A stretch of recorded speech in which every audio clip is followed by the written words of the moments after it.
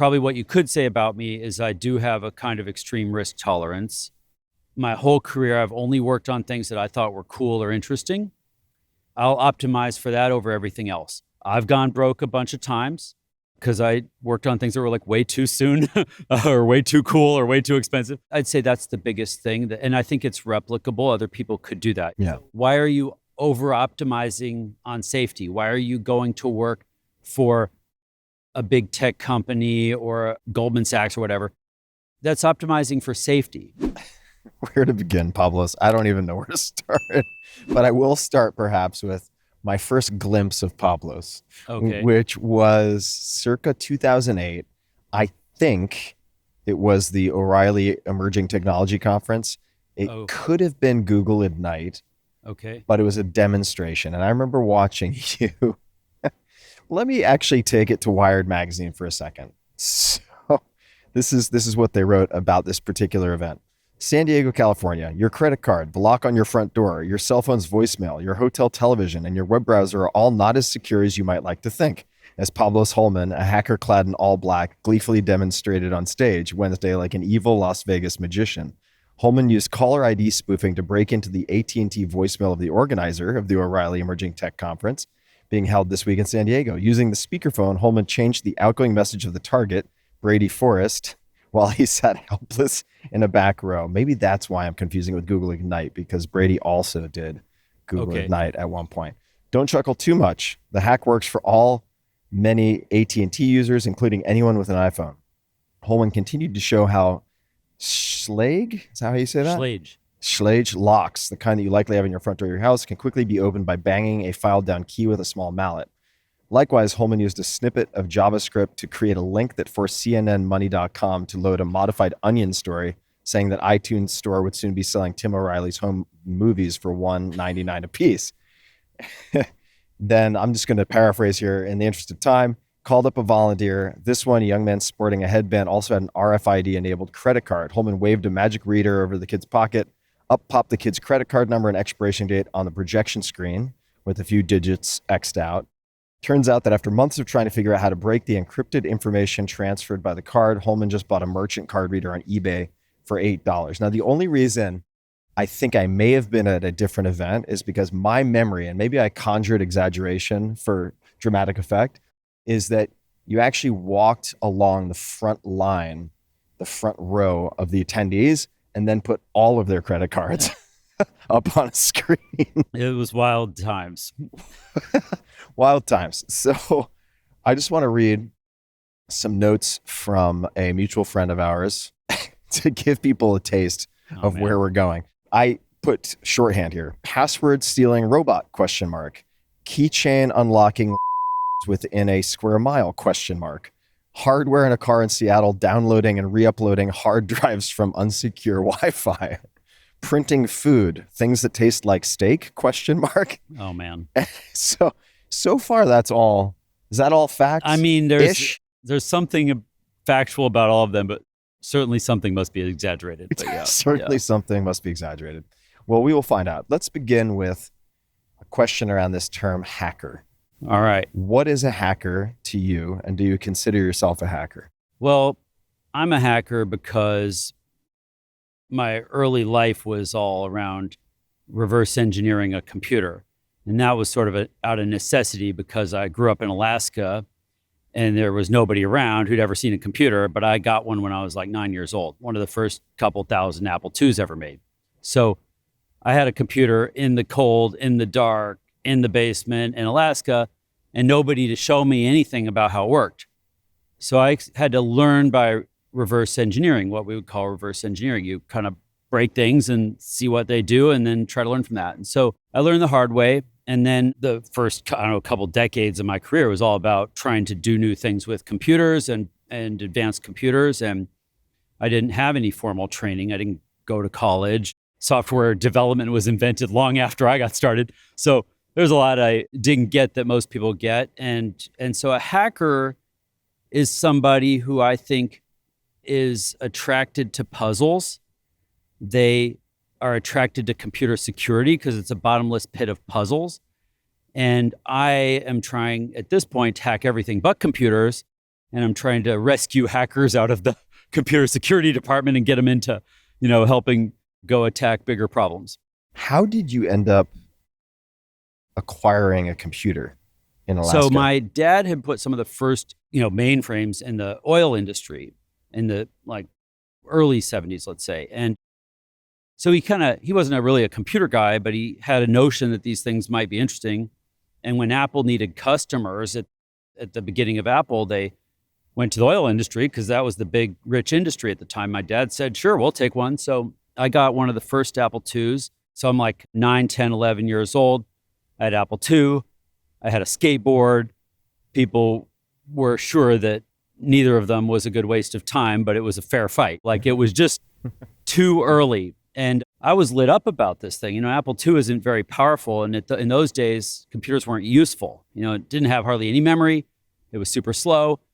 But I was lit up. And so I tried to convince everyone around me that this computer was going to be amazing someday.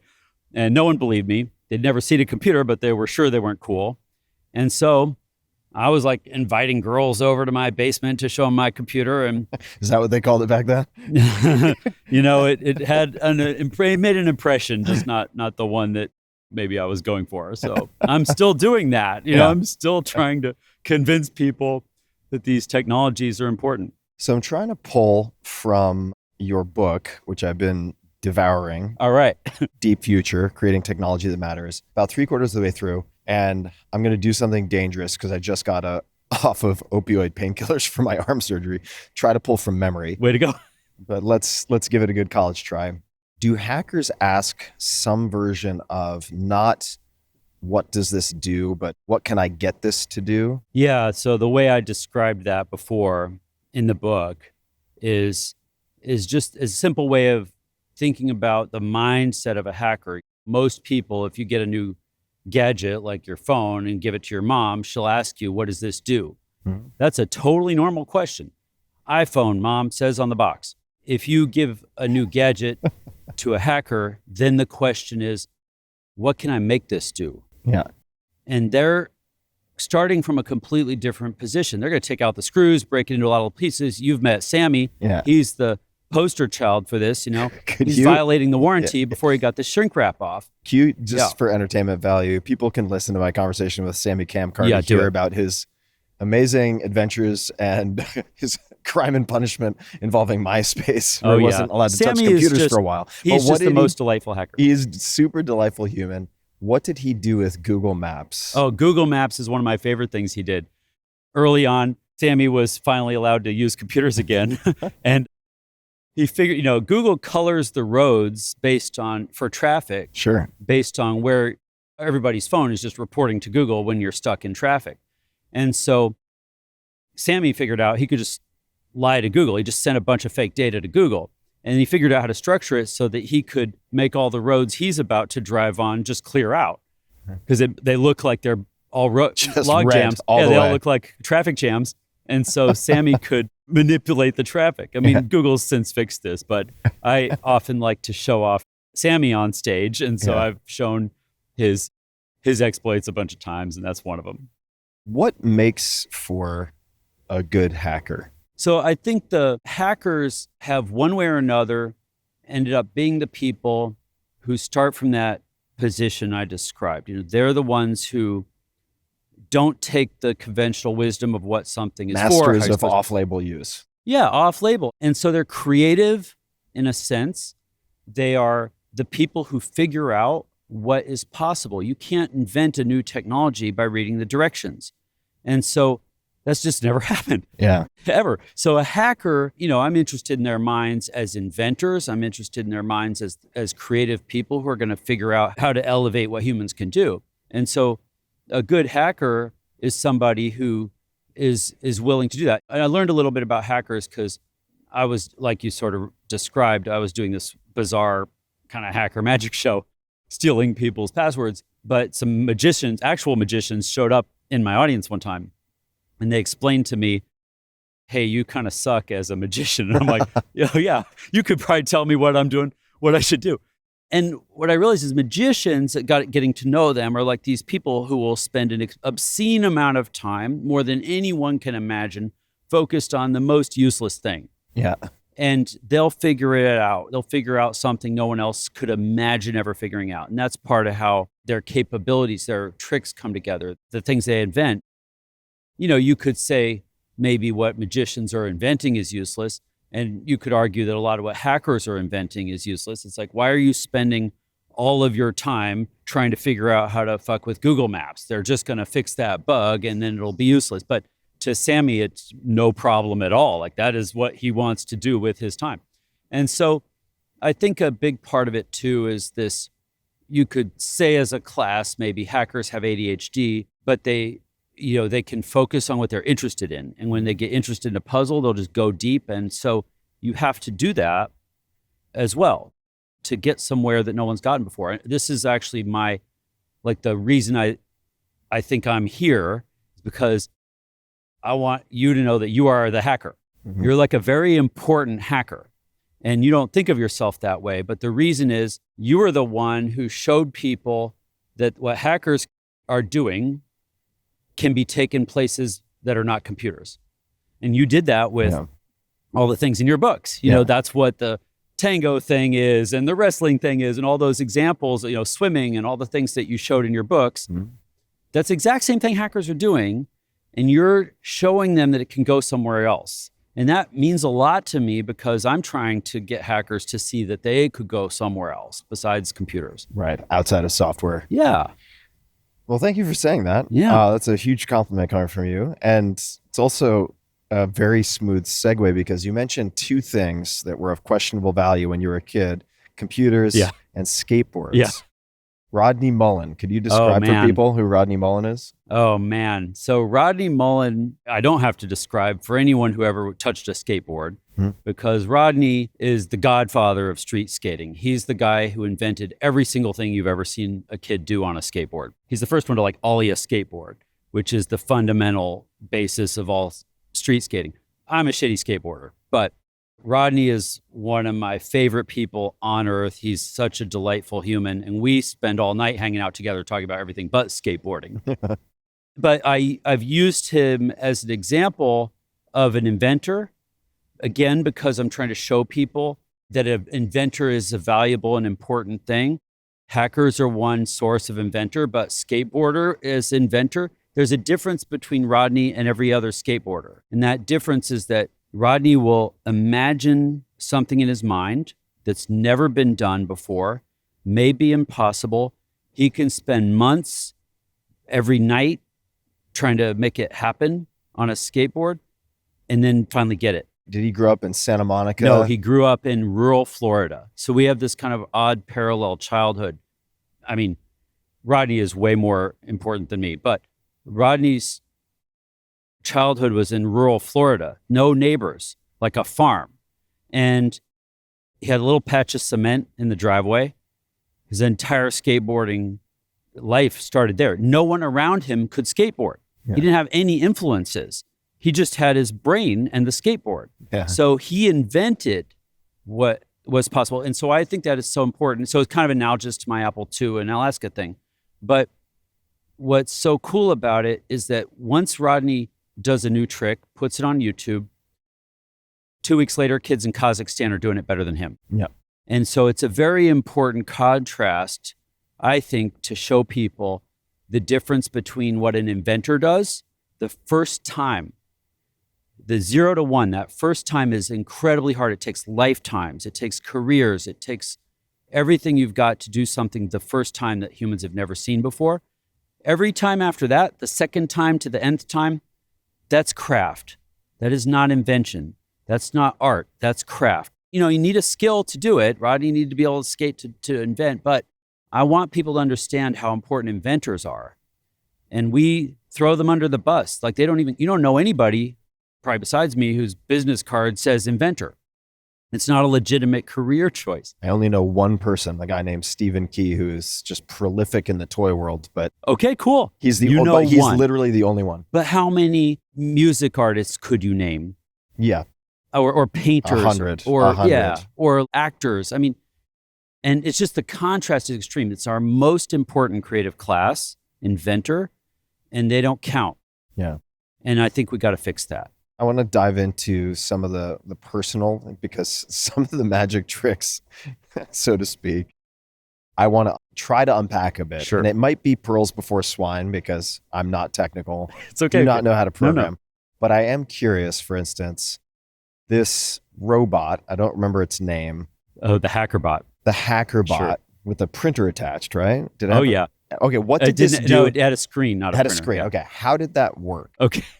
So, and what did it do? Maybe you could describe it. So it's like a long time ago. So Eric Johanson is kind of my co-conspirator on a lot of hacking stuff. He and I were hanging out. We went to one of those first robotics competitions, which are huge now. It's teenagers making robots that they turned into like a spectator sport.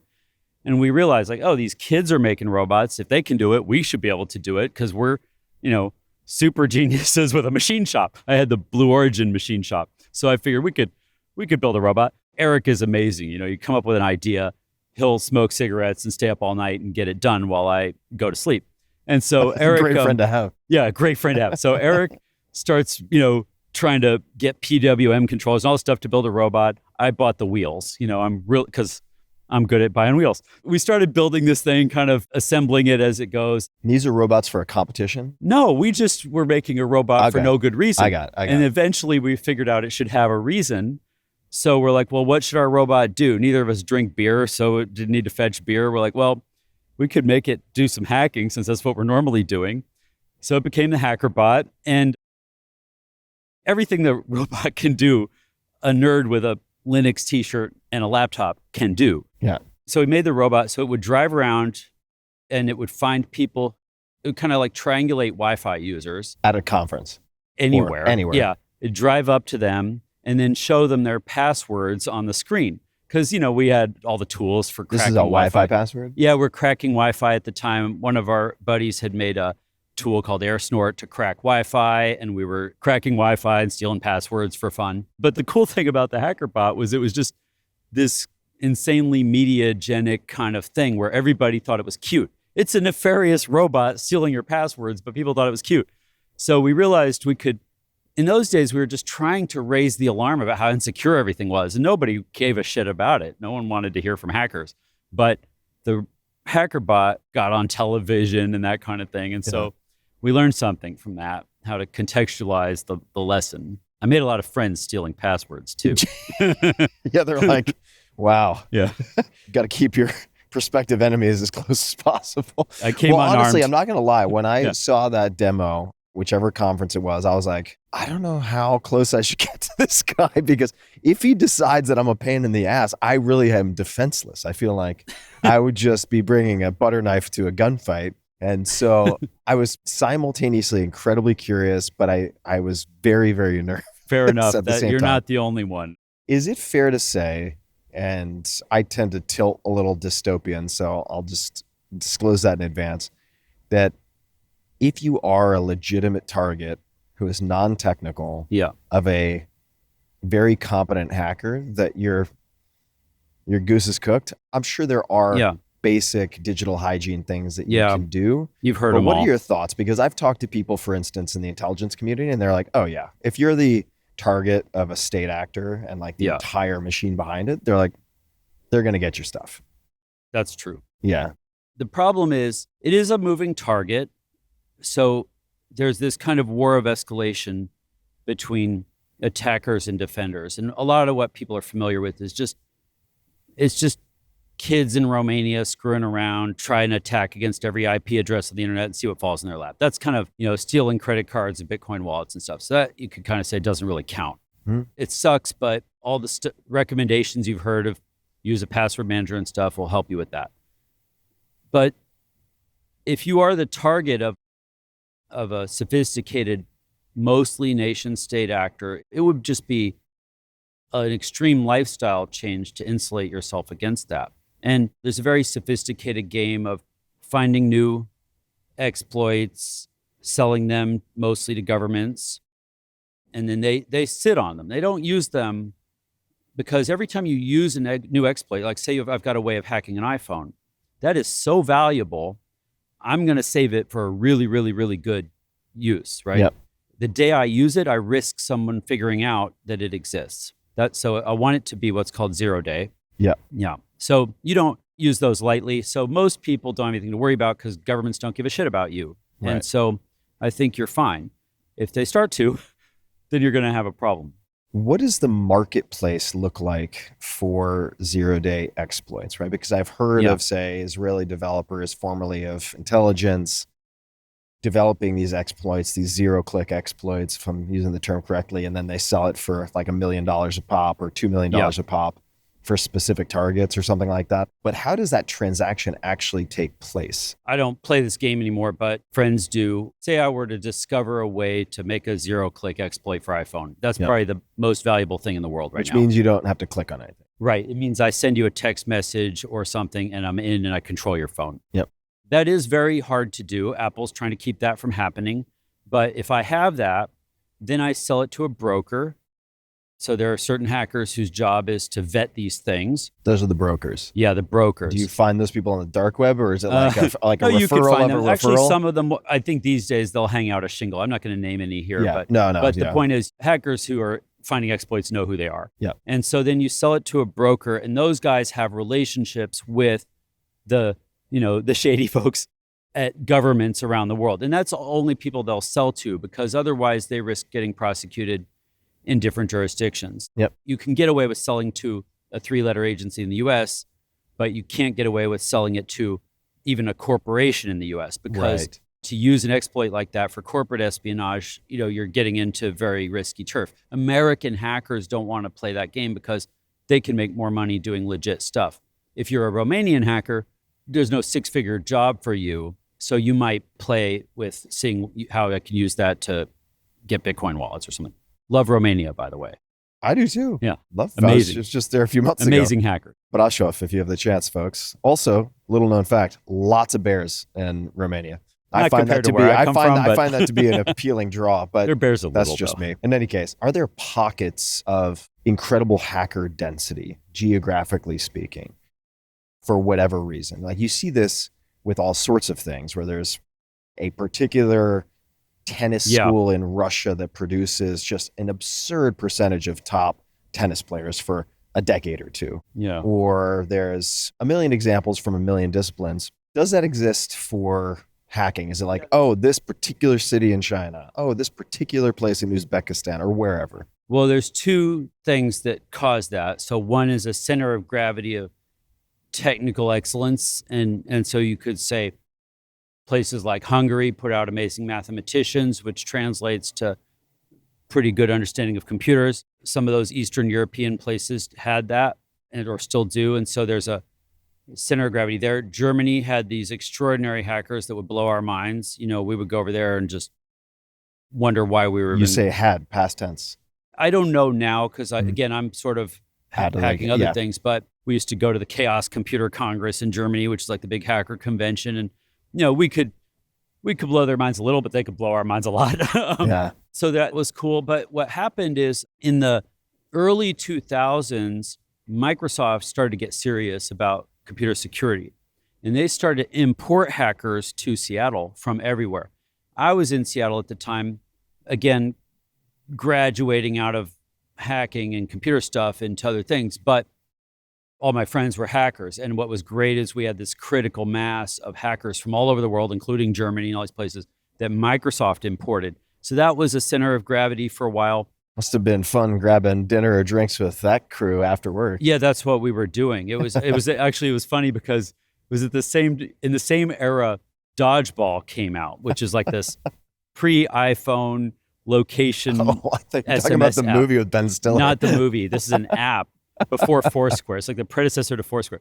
And so you'd send a text to this one number and then it would go to all your friends. And so you'd send this text, I'm at the bar. And immediately like 100 friends would get the text and then like, I'll go to the bar. So we were like the drinking rate amongst hackers just went off the charts, but we were hanging out together all the time. And that was actually really cool community vibe for hackers. And we had some hackers that were good at getting people together. So that was a good era. I think it's hard to say where a center of gravity is. Hackers have conventions that they go to now. What are the most interesting to you? DEF CON kind of got a little out of control. I think it's a little too big.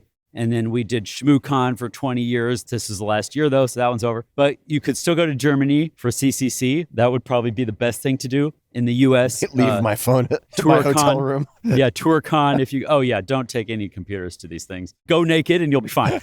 Naked and afraid. There you go. Yeah, CCC edition. Yeah. Let me just pull on this geographic thread a little bit, and then we're going to move to other things. But this is from another of our mutual friends. So questions around geopolitics from a tech angle. In other words, who is leading and what? Do you have any thoughts on that? Oh my God. Geopolitics. It's a promising start. Here's how I would try to think about it. Technology in general, especially computers, especially computer security, these things are a war of escalation. You cannot win that war. You can lose very easily by not playing.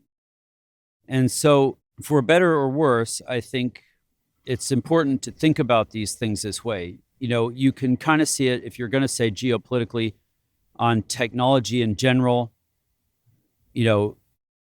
China and the US are definitely trying to play. Yep. And you can see a lot of places that I won't name, like Europe, that you absolutely could say are not playing. And so you'll see how that plays out. You can see how it plays out with lots of technologies. What are the main technologies? I mean, are we talking semiconductors and AI? Are we talking These days, those are the biggest ones. And the reason they're so big is they're generally applicable. So, computers can be applied to everything. They'll end up, if you haven't got one in your pocket by now, you will. I mean, they go everywhere. So computers are very important technology that's generally applicable. You just can't ignore it. So you could hang out in Copenhagen and draft off China and the US if that's what you want to do. But I think it's dangerous not to play the game. So you want to get to the point where you can at least wield these technologies to whatever extent you think is important. So that's as much as I think people really need to know. Now, there's a whole stack. Those chips, the software relies on the chips, which rely increasingly on energy. All these hyperscalers have woken up this year to the fact that a chip from NVIDIA needs a shit ton of energy, and we've been burning gas to get it. So maybe we should find something better. So now there's a lot of attention on improving energy. I'm so excited about that. Do you think the hyperscalers will actually help resurrect nuclear energy in the US? I think hyperscalers are going to save us. Yeah. It's a kind of crazy wild thing to say, huh? It's a crazy thing to say, but you can thank Meta and Microsoft and Google. And the reason is we don't make enough energy on this planet. Now, you could say we make enough energy for Americans because we're not very price sensitive and we can just keep throwing money at it. But you will watch, even not counting AI, you will see that energy demand is off the charts. Like, try to remember when Shell or Chevron advertised to get you to buy more gas. Like, it's the biggest market in the world. They don't have to advertise their product. Yeah. I mean, they advertise to get you to buy it from them. Speaking of dodgeball, I think in your book you wrote that at one point, was it the Senate was like switching players on a dodgeball team between Chevron and someone else? Well, yeah, I mean, I would say the oil industry probably staffed Congress for most of our lives. Yeah. Now it's hyperscalers. Yeah. And so we are getting the legislation that we need. Last year, the most bipartisan bill I know of was called Advance. That was to build nuclear reactors in the US. Now, Trump has signed multiple executive orders to build nuclear reactors and free it up, and it's working. The overhaul of the NRC, which regulates nuclear, has been amazing. They're supportive and helpful. In my lifetime, they were usually a anti-nuclear activist group. It's been crazy because we invented one of the most advanced nuclear reactors at the Intellectual Ventures Lab where I was before. And for the last 18 years, you've seen me on stage telling people nuclear reactors are awesome and they're coming, and they weren't coming. And that is because the NRC regulated them into oblivion. That has all changed now. And as of this year, this is crazy. As of this week, so we have now a nuclear reactor company, I should describe, which has invented a reactor that fits in a borehole.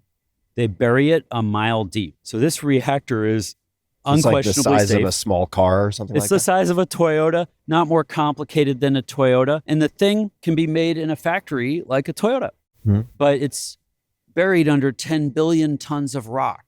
It's something that, if anything went wrong, there'd be no radioactivity at the surface. It's a mile from anyone's backyard. And when you retire it or when it stops functioning, fill the hole with dirt. Just bury it. Yeah. Leave the uranium where we found it. Like, it's a really exciting way of making How do you nuclear cool reactors. There's a water in the borehole that goes down and cools it. And what's so fascinating is if you look at like a Fukushima type problem, there's these pumps that are supposed to be pumping water through the reactor core to cool it. And those pumps could fail.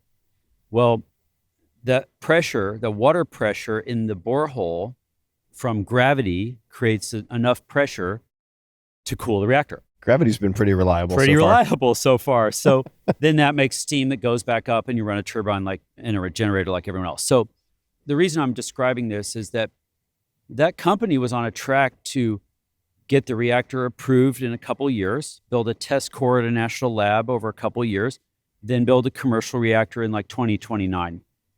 The Department of Energy is pushing them to do all of that by July. They will deploy their first reactors in July. It's insane. It's awesome.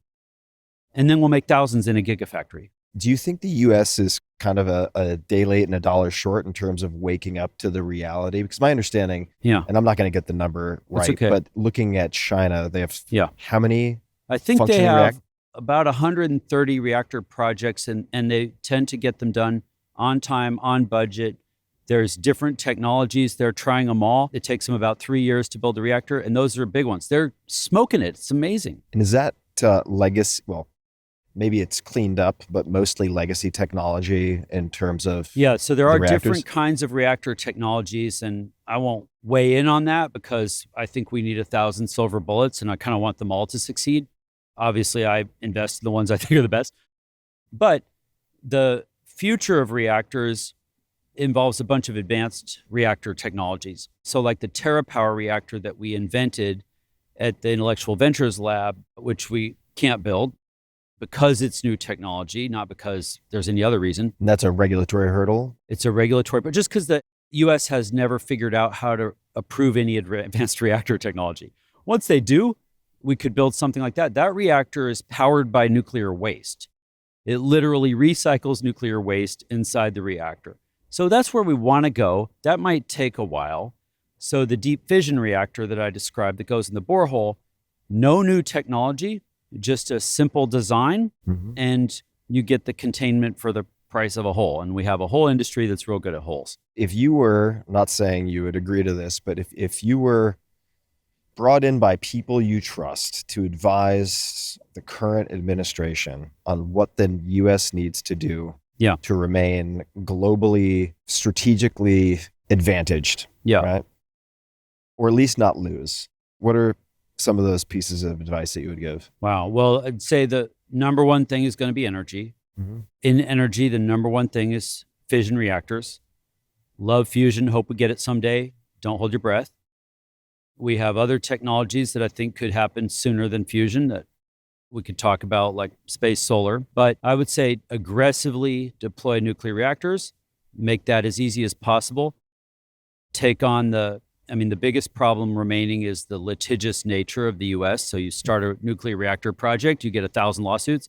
We got to squelch that because we're competing with China, and China doesn't have that problem. And so, make a clean regulatory track that makes it possible to deploy these things at scale. That's the most important thing. If you get nuclear reactors, you solve a lot of other problems for free. Right. And so I think that with limited attention span, that would be where my focus would be. Commercially, we can take care of the chips and everything after that. I may be just patting myself on the back here in a self-congratulatory way, but when you talk about sequencing, picking the proper sequence of problems to solve, it just makes me so happy because I feel like that's your mantra. Right. Like there are quite a few people who are good at defining, say, the constituent parts of a given problem. There are a lot of people who are good at applying some type of 80-20 analysis, but it seems like the secret sauce that is kind of self-evident when you really peer closely at it that gets ignored a lot is the sequencing. Yeah. Where it's like, yeah, you can try to fix these 18 separate issues, but if your lead domino is solving for energy, then those either become irrelevant or they become a lot easier to solve. The great, example to me was how recycling played out in the US. We've been recycling our whole lives. Mm-hmm. Right now, it's kind of a wash. You'd probably, burn less gas making fresh plastic or than if you try to recycle these plastic bottles and things. And we're 50 years into that. Yeah. And so it's just putting the cart before the horse. Recycling is going to work great once you have a nuclear reactor to power your recycling plant. But we're not there. We're burning gas to do it. And you watch out your window when the truck comes, it's going to pick up the trash and the recycling and throw them in the same truck. It's not working. Yeah. And we're not being honest about that. And it placates people. They feel like they did their part, separating stuff out. So I think it's one of the things I'm trying to convey to people with technologies is you can't keep putting the cart before the horse. We don't have time to keep scaling the wrong thing. We got to pick something that's going to work and then go build that. And you can just do basic arithmetic to get those answers a lot of the time. So solve energy first, then you can solve, if you want to go do carbon capture, pick CO2 molecules. What was it, 400 parts per million? 400 parts per million means 400 needles in a haystack with 1 million pieces of straw. That's what we're talking about. So good luck. I think you want to find a less entropic source of carbon, like leave the coal on the ground if that's what you want to do. It's very highly concentrated there. So if you had energy that was cheap and basically free, then you could go pump all the air through a filter and go get those carbon molecules. But we're really not being honest about the basic arithmetic for a lot of these things. And so I can be a little harsh on these ideas, but it's not because I don't want them to work. It's just that I want them to be done in a logical order. Tell me if I'm off base here, but I don't want people to misconstrue what you're saying. Yeah. It seems like what you're saying, if I'm understanding it correctly, is much like people sometimes say it's the economy stupid, like it's the energy stupid. Yeah. Like in the sense that is the biggest lever we have to pull. Yeah. What you're not saying is everyone should stop recycling if their municipality actually sorts and so on. I mean, maybe they should stop. Some of them are working. Yeah, I guess I'm thinking that in more one production of neighborhood, plastic would mean more microplastics, and there are issues with a larger volume of plastics besides the energy equation, I guess. But I don't know how you think about that. Well, so again, something like plastics are part of the reason we all exist. Like they are very, very useful for saving lives in a lot of ways. But you want to use the plastic where it belongs, not where it doesn't belong. Yeah. So keep it out of your testicles and keep it out of the ocean and keep it out of the places where you don't want it. But there are places where it can be very, very helpful. The inventions that you describe in your book are really compelling, right? And as I believe you describe them, please fact check me if I'm getting this off, but that with deep tech, and you should probably define what that means. Sure. The risk isn't so much, it doesn't seem to be market risk or a need risk, right? Like people could read about the description and say, of course we should use that. There's technical risk up front. Yeah.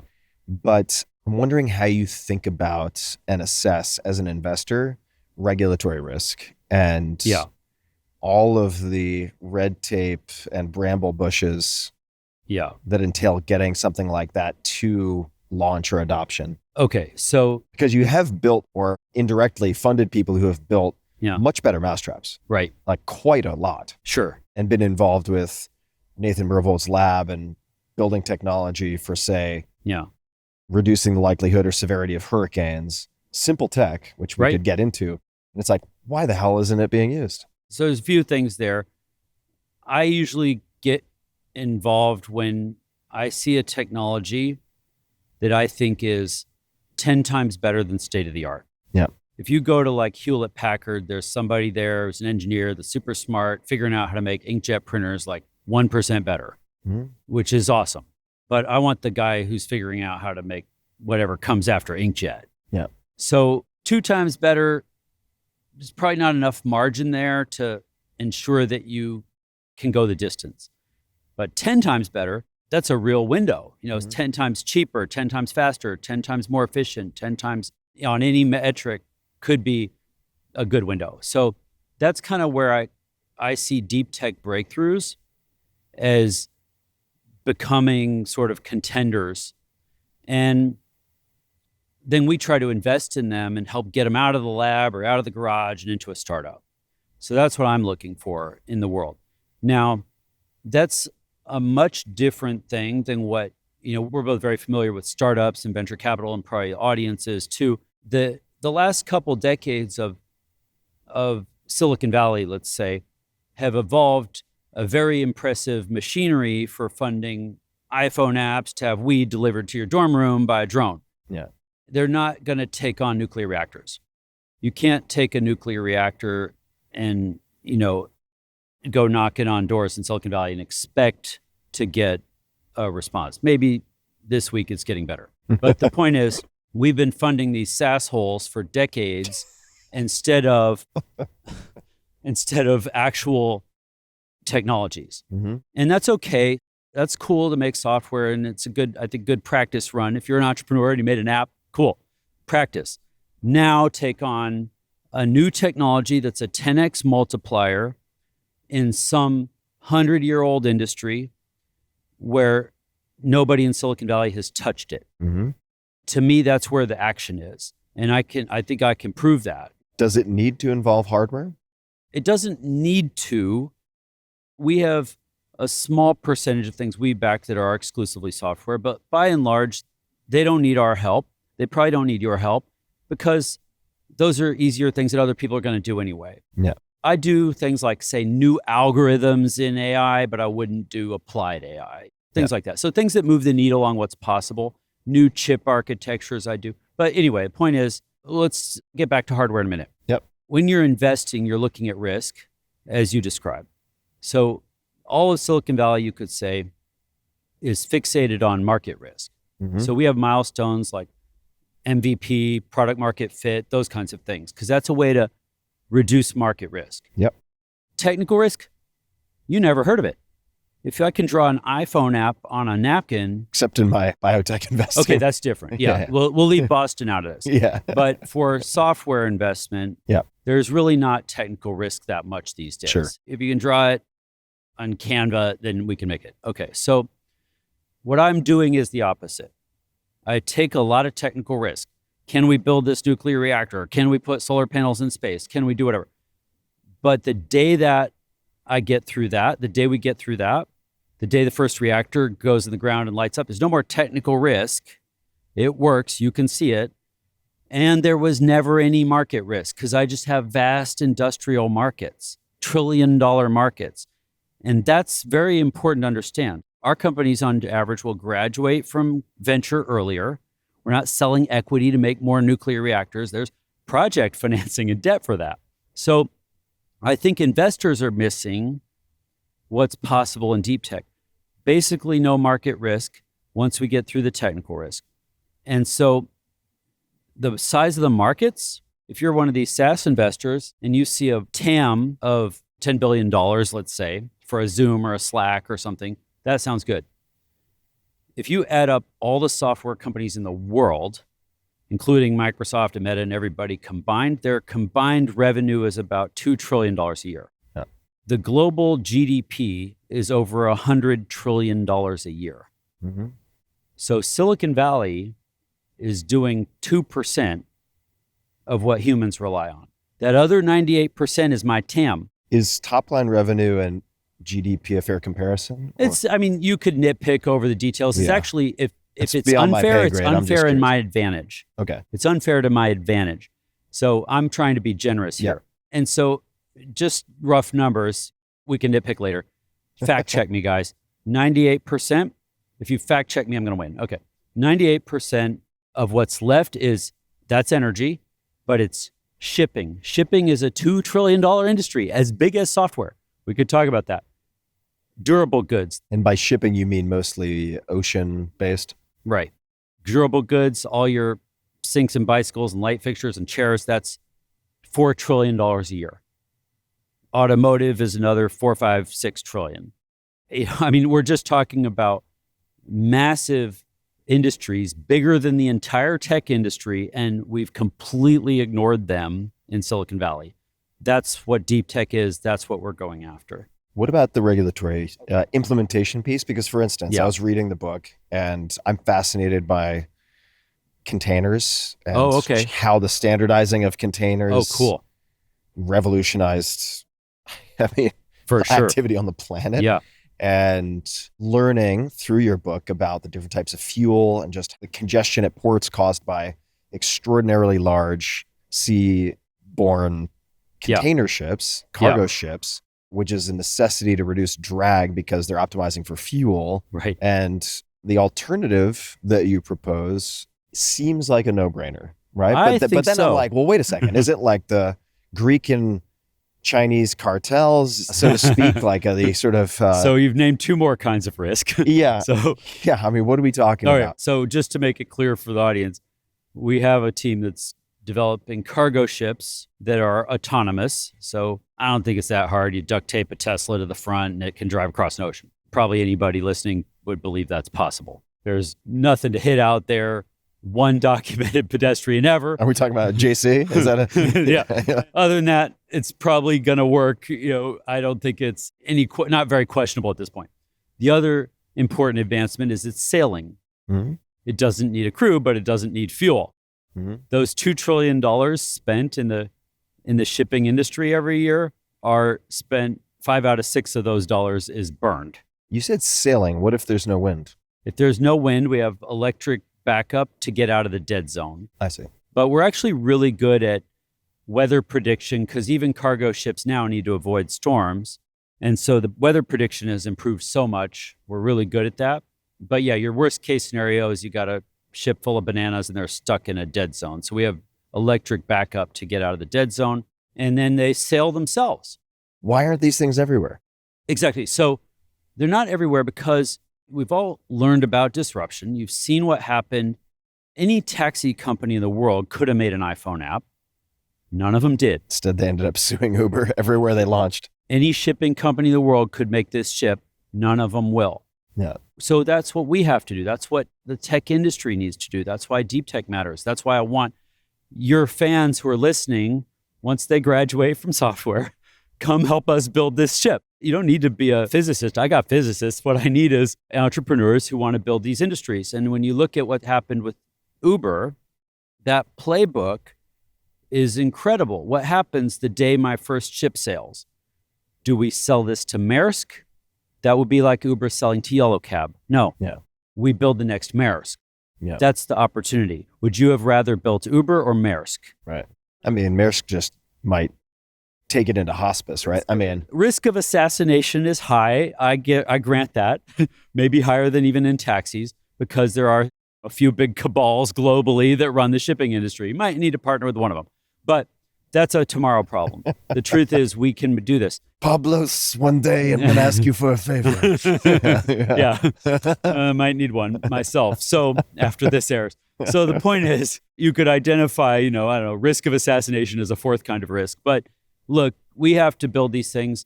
The regulatory risk in different industries, in shipping, you're dealing with Teamsters in ports. I mean, that's where labor unions come from. Read about the Wobblies having shootouts with the sheriff's office. I mean, this is crazy stuff in the history of labor. So, you got to be careful about who you put out of a job. But I think it's one of these exciting things. What you mentioned is the reason ships are so big is because you get a drag advantage. Yeah. You get improved drag. When you double the size of a ship, your drag only goes up by 50%. So you're incentivized to build the biggest ship you can. Well, those ships are clogging up ports. So if you look at what's happening in shipping, your Happy Meal toys start out in China. It takes 50 days to get them to Los Angeles. Only 14 of those days are on the water. The rest of the time, they're just hanging out at port waiting to get load or unload. So that 14 days is a little slower when you're sailing, 30% slower. But overall, it's faster. But we can make smaller ships and lots of them. So, I mean, I guess you need to get to a certain position of dominance in order to clear the congestion at ports. You would need to start replacing a lot of the container ships that are clogging. I mean, that would be great, but we'll start out with tiny ships that move a few containers to islands. I mean, there's all these islands that you can't even get a ship to. Yeah. And we could just do that. Yeah. Sail your Happy Meal toys to islands. Is Pablos a common name in Alaska? Pablos is a totally fake name. Yeah. Because all hackers have fake names. Is the last name fake too? No, I'm not trying to fly below the radar at this point. Yeah. I got that username on a mainframe when I was like 12, and I don't even remember how. So I've been called Pablos for forever. Longer than anyone can remember. And I have to ask, I know we're taking a left turn here, but on the cover of your book, you have your glasses. In every video I've ever seen, I see you in the glasses. What is the story behind the glasses? So I've been wearing the same glasses for like 20 years, which is kind of why they ended up on the cover of the book and people associate me with the glasses. These are the best glasses ever made, which is why I started wearing them. And because I'm in labs all the time, I kind of need safety glasses that wrap around. Are they prescription? Yeah. Okay. And I've been wearing glasses since I was 4, but I started wearing these. They're made of titanium alloy. What are they? Are they Oakley's? Oakley made them in their heyday. So back before Oakley got sold out, they had these designers who were like little gods. They could do whatever they wanted. And they built this factory in like Nevada to make titanium frames. But this is intensive to do, 425,000 watts to make one pair of frame. And they have all these volatile gases in the casting process. And so eventually the factory blew up and nobody will ever make glasses this way again. But I've been wearing the same ones for 20 years. One pair. Can't break them. Oh, I have a few pairs that I cycle out because the nose bridge gets loose and I got a guy who will tighten them up. Yeah. So, but 2 pairs would have lasted this long. Yeah. I have more just in case I live a couple extra lifetimes. I've been stockpiling them. Are you optimistic? Would you describe yourself as optimistic? Well, people cast me that way, and I think it's probably fair. But what I wrote in the book about that is that I think I'm not a Pollyannish optimist. Like, I don't think everything's going to be awesome. What I think is the future could be awesome, that we have some volition in this, that we build that future ourselves with the toolkit we have. That toolkit is largely the technologies we have.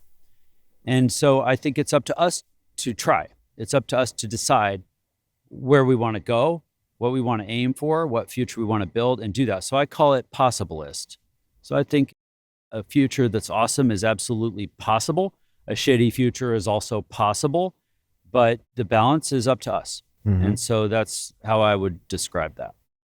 Let's talk about the B word for a second, billionaires. So I know of at least 3. You don't need to name names, although you mentioned a few publicly, who just find you to be the shiniest, most attractive hire. And I want to know why you think that is, because they're not looking for script kiddies in Romania, right? There are a lot of people who can steal passwords and who are capable hackers of various types, but you just seem to pop up again and again on these teams. Why is that? So first of all, lots of hackers that are way smarter than me and way more potent. So nothing to worry about. I think the heart of what you're getting at is probably what you could say about me is I do have a kind of extreme risk tolerance. My whole career, I've only worked on things that I thought were cool or interesting. I'll optimize for that over everything else. I've gone broke a bunch of times because I worked on things that were like way too soon or way too cool or way too expensive. But I'm okay with that because I want to do the thing. I'm not going to do that anymore, but I'm okay with that because I'm good at doing things I'm interested in. I think people are optimized for that. I don't find that I'm effective if I'm working on something that's not interesting. So I've always optimized for that. So I took on things a decade before other people would see them as rational. That's how I ended up in some of those unusual situations in my career. As far as billionaires go, I don't think I'm just a shiny object. They can hire whoever they want. Not my words, by the way. Yeah, it's one of our mutual friends' words.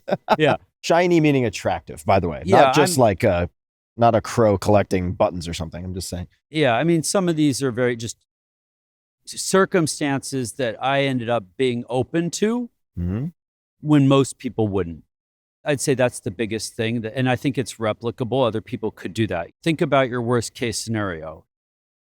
Probably your startup fails, you end up on your mom's couch, regroup, try again. Mm-hmm. For most people you and I know, most people in the US, most people in tech, that's what it looks like. It's not so bad. Yeah. So why are you over optimizing on safety? Why are you going to work for a big tech company or Goldman Sachs or whatever? That's optimizing for safety. So let me ask you this. Do you think people are under optimizing on location? Because you mentioned Seattle. I'm not sure how you got to Seattle. Yeah. But when I think Nathan Myhrvold, Bill Gates, Jeff Bezos, all Seattle, right? Yeah. So is there some engineered serendipity placing yourself in the right location, or is that less of a factor? Okay. So I was in Silicon Valley before that. And I would say the main reason I left is that sock puppet attack. What does that mean? In 2001, everything in Silicon Valley got shut down because of the dot-com bubble. Yeah. And so it was a wasteland. Sock puppet attack. Yeah, I mean, what does that mean? It was. I like it. I want to use it, so I need to understand what it means. Because the poster child for dot-com bubble was pets.com. And they had this ad campaign. They spent like $1 billion on ads, like Super Bowl ads, with a sock puppet. And it was just the most ridiculous thing. You're like, the end is nigh. The end was nigh. And it's because, everything was overhyped. Too much money was put into too many dumb things. Yeah. I have a bad attitude about this because we had real technologies. Yeah. And we got shut down too. Yeah. So I don't like what I see in Silicon Valley. It's too much crap, not enough actual technology. We over-indexed on entrepreneur. And we threw the inventors under the bus. It's time to course correct. I want the guy from WeWork, and I want to give him a nuclear reactor. Yeah. Let me arm you. If you are an entrepreneur that wants to build a company, great. Let me arm you with IP, with an invention, with a CTO. I can hook you up. Only the good ones. So that's kind of where I think this goes. Now, the WeWork founder is a controversial choice. I'll take the Uber founder. Any founder. Yeah, controversial otherwise. Those are two strong ones. Okay, fine. But good entrepreneurs. Yeah.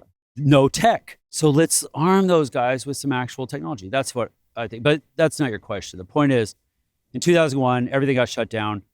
Silicon Valley was a wasteland. You couldn't start companies, couldn't do hardly anything. So I ran out of excuses to pay rent and go broke in San Francisco. And so Seattle was for the price of rent in San Francisco. I could rent like a whole neighborhood. And I was like, let's try that. How did you choose Seattle over every other place? Because I'm from Alaska, Seattle's like the default next stop. So I knew more people in Seattle than anywhere. And so I was just hanging out in Seattle during the summer with fun employed and looking at real estate prices thinking, this could be okay. And then I got an email from Neal Stephenson. I was going to bring him up, so I'm glad you did. Yeah. Look, Neal, if you're any kind of nerd, Neal is a demigod. Yeah, so Snow Crash, Metaverse. I mean, when did Cryptonomicon come out, which I love? 98. Okay. So I was working on cryptocurrency in 98 when Cryptonomicon came out. So I'm a closet Neal Stephenson fan. And so I got an email from Neal and he's like, hey. How did he find you? Mutual friends. Okay. Jeremy Borenstein introduced us, and he was the founder of the company I'd been working for doing AI stuff that got shut down in dot-com bubble, sock puppet attack. Anyway, so Jeremy introduced me to Neal. Neal said, hey, we're building a lab to do some cool stuff. Come check it out. So I went down to this lab. So Neal and an astrophysicist named Keith Rozema had gotten this old envelope factory and turned it into like a machine shop that they like bought a machine shop on surplus. And actually the crusty old machinist kind of came with it. So they were trying to build what was called Blue Operations. And I went down there and they're like, hey, we're trying to go to space. And I'm like, cool, whatever. Space is good. I got nothing else going. Let's do it. And they needed help, with computer stuff, of course. And so I started helping on that. And we were trying to figure out alternative ways of going to space besides rockets. Mm-hmm. And eventually we hired a couple other machinists and some other super nerds and tried all these experiments. And that was the origin of Blue Origin. Wow. Yeah. What were the alternatives that you guys were exploring? So rockets are like 90% fuel. Yep. So when you light up a rocket, you're just burning fuel to get out of Earth's gravity well. Cargo ship plus. Yeah, right. Totally. So can't make rockets sail, but we thought maybe you could. So what if you could just take the payload, the craft, the part you want, people or the stuff or the satellites, and then beam power to it from the ground, which sounds kind of crazy, but every day gets easier and easier. Like we have the technologies that could do that now. So I think eventually we will do these things. But the problem was, Jeff Bezos was the one who started Blue Origin. He's the one funding it. And in those days, Jeff was worth like $7 billion. And our job was to figure out what we could do with like one. That's a ballsy bet. He's done pretty well since. He's done all right. And now it's like putting $1 billion or more every year in Blue Origin. But the point is, we could get further faster by standing on the shoulders of NASA and Russia than starting in a $50 billion hole, inventing some new propulsion scheme. So we had a bunch of ideas that were really cool. And this, again, started in 2001. I'm going to go to Blue Origin next week for the 25th anniversary. Wow. And I get to meet some of the staff. I don't have anything to do with it anymore, but hopefully get to meet some of the folks who are taking that and running with it. But the last thing I worked on was we built this terrifying craft with 4 Rolls-Royce jet engines that we retooled to operate vertically and made like a quadcopter out of them. Sounds safe. It's totally not safe. This is before you could buy a quadcopter at Walmart. So we had to write all the code to do self-balancing and stuff on these microcontrollers and get it working and do thrust vectoring and all this. Anyway, we drug this thing out into the desert in central Washington. We fire the thing up and it goes up and flies around like a UFO, and then it comes and back down and does vertical landing. And so we proved that it could be done. And that was the day we decided to go do it with a rocket. And Blue Origin got started on a track to go build a rocket. And that's when I left. You don't need me to build a rocket. So yeah. Amazing. Yeah. This is going to be out of left field, but I like out of left field. But you know what? I don't want to leave this question of why you get hired for these projects too quickly. Sure. Because I, for whatever reason, feel like there's more there. Like how do you look at the world, or what toolkit do you have? What are you able to provide that? Honestly, I think there's probably somebody better at everything than me. You're very multidisciplinary. Yeah, at this point, I'd say I'm kind of the canonical T-shaped person. I went real deep in computers. Mm-hmm. And so I can appreciate and communicate with people who are experts in other things because I'm kind of a generalist. So I don't write much code. I mean, I'm fucking vibe coding for fun, but like no one cares about any code I'm writing. Yeah. I'm not that guy. Mm-hmm. But because my depth of knowledge is deep, I can appreciate another expert's depth of knowledge. And I think that helps me to work with folks. A lot of people get pigeonholed into just the thing. We see that with scientists or engineers a lot. They're specialized too much. And if you look at like millennials, they're kind of typically very flat. They just, I could do anything, but they can't do anything well. An M-dash shaped person. M-dash. M-dash for millennial. I like that. So I think that my suspension of disbelief, my willingness, also I think one of the other things that works to my advantage is most of my colleagues and friends are legitimate scientists or engineers, and they're formally trained and they know what they're doing. Those folks get stuck with kind of some professional liability. If you're a scientist, you can't say crazy shit because that could be professionally damaging. For sure. I'm a hacker. Yeah. So I can ask all the dumbest questions in the world because they think I'm a little bit smart, a little bit dangerous, but if I don't actually know about, shipping or rockets. I mean, I had to learn physics on the job. I'm working with actual astrophysicists who know about rockets, and I have to understand what does delta V mean. And I'm like Googling that shit on the side. Yeah. So I had to learn those things on the job, and I'm more fluent now, but I'm not formally trained in those things. But it's okay for me to ask a dumb question about rockets. Mm-hmm. And so I think that helped me a lot. It's my job to ask dumb questions. Yeah, and you get away with it too. Yeah. So that's really cool. And you're doing such a good job of that because you've been able to bring in people, whereas someone else And you can see this when you see experts interview people. It's not interesting. It doesn't go anywhere because they can't ask those dumb questions. Ask me some dumb questions. We'll prove it right now. Okay. Zero effect. Oh, man. What is zero effect? You and Alon Lee are both fans of zero effect. Okay. And I've never seen it. What is zero effect? I thought I got this from him, but he says he got it from me. This is a philosophy that drives me. Okay. So there was a film called The Zero Effect. It was like Ben Stiller made it 20 years ago. So 1998. Yeah. Okay. The main character is the world's greatest private detective. And at one point in the film, he's articulating his philosophy of being the world's greatest private detective. And he's a private detective who never leaves his home. So he stays home and he cracks every case. It's like the fantasy of every millennial on screens right now. Yeah, right. Well, here's how to do it, guys. If you lose your keys and you go looking for them, of all of the things in the entire world, you're only looking for one of them. And your odds of finding it are very low. But if you go looking for something in general and you don't set such a specific target, you're bound to find something. And so it's a way of thinking about like, oh yeah, if I'm open to what's possible. So for example, why I say that's a philosophy that matters to me, I'm running the most wild venture fund ever. Mm-hmm. We invest in things that sound crazy and I have to be open. Most of them, even I don't like them at the beginning. Even I'm like, that sounds crazy. Yeah. But I have to force myself to stay open, let the founders try and explain why it's not actually crazy.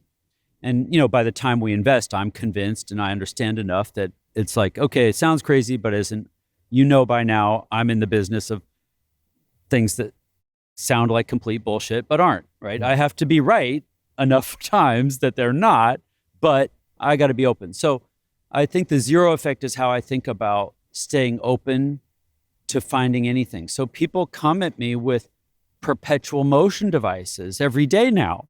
And, it would be crazy to invest in one of these perpetual motion devices. But it might be genius if you invest in all of them. So I do. Well, or at least a lot of them. So, if one of them works, I'll have it. So that's kind of the game. And I think more people would get something out of that approach to life than the opposite, which is much more common, which is people are trying so hard to be so sure and be right and all the time. And they really aren't anyway. They're spectators in the world. They're not building something anyway. So I think be open to things and be supportive. One of the best things about Silicon Valley in the 90s was the way everybody was like that. You could just walk down the street, find a homeless dude, start telling him about self-sailing cargo ships or nuclear reactors. You'd be like, oh, cool, man. My college roommate is a astrophysicist and might be able to help you with that. Like everybody was in on it. Yeah. And I think they get a bit of that now with AI, like people are supportive, but it's hard to find a critical mass of that dynamic anywhere else. So I try to be that for the deep tech folks. Is the movie worth watching or is it really just a philosophy? Oh, totally. Good movie. It's a good movie. It's awesome. Go watch it. And I don't even watch movies, but trust me, this one's good. And WarGames. Those are the two movies in the world to watch. Everything else you can ignore. WarGames, the only defensible movie on hacking? Only defensible hacker movie ever. I keep trying. Hollywood calls me to put hackers in the movie. I keep trying to help them put legit hacking in the movies. And I explain everything. I show them exactly how to make it go so that real hackers will get on board. And then by the time the movie comes out, my influence is completely lost. And it's just fake access control override again. So enhanced photo. Enhanced photo. I know enhanced. It's such bullshit. Although enhanced photo is working pretty well now. Yeah. Now it's a thing. So perpetual motion, folks. It's coming. There you go. You mentioned looking for keys. I just have to ask because I know that you're focused on deep tech, but still it seems like you have occasional side projects. So the key with duct tape, at least as it was described to me, where you were like, oh yeah, this one opens my car, closes my car, and this one unlocks every in a 1 or 2 mile radius. Is this just a fairy tale? It's not a fairy tale. It was figured out by a hacker named Major Malfunction in England. Great handle. And so those remote key buttons that you have for your car, yep, they're kind of like RFIDs. They have a battery in them so they can emit a signal, and the car is listening for that signal. When you build almost anything, you build it to do the thing, but you almost always build a little back door. Watch board games. Okay, Major Malfunction, not through hacking, but by calling tech support for his because his wife was locked out in a sketchy situation, was told, oh, do this, to manipulate the key. So he's able to manipulate the key to open any, and he explained this to me. And I don't know if he was drunk or what, but he probably shouldn't have. Pablos on the loose. Go by the dealership and you can open any. So at the time, I wasn't going to say the name of the brand, but you did. So yeah, it was. We can bleep it out. One brand of cars can open any car from that manufacturer. I think they probably have fixed this by now, but you would have to, or at least in modern cars, I sure hope so. I'm not going to say how to do it. But yeah, that's a vulnerability that has poor foresight, because in those days, this is an old attack, so I don't mind talking about it too much. But you don't have a system update. Those cars are not online. Now a Tesla and modern cars almost all have an internet connection and they can run system update, which is a very important way of reducing attack surface for vulnerabilities. So now that cars have system update, we could fix something like that remotely, but in those days you couldn't. And so it was a pretty wild attack for a while. Well, I guess it still is if you're going after vintage vehicles, potentially. Maybe, yeah. I'm not going to tell you how to do it. Yeah, no, that's. I'd be curious to know, and there was another friend who popped up in your book, Chris Young. So I've spent a ton of time with Chris Young for the book that I wrote about learning and cooking and so on, and had a blast. And that's also the first time, I think I bumped into him twice now, but met Neal Stephenson. Oh yeah, good. Who is one hell of a diversified polymath. I mean, oh yeah, that guy is up to a lot more than writing. I mean, he certainly is a prolific. Neal is delightful. We got to obviously do Blue Origin together.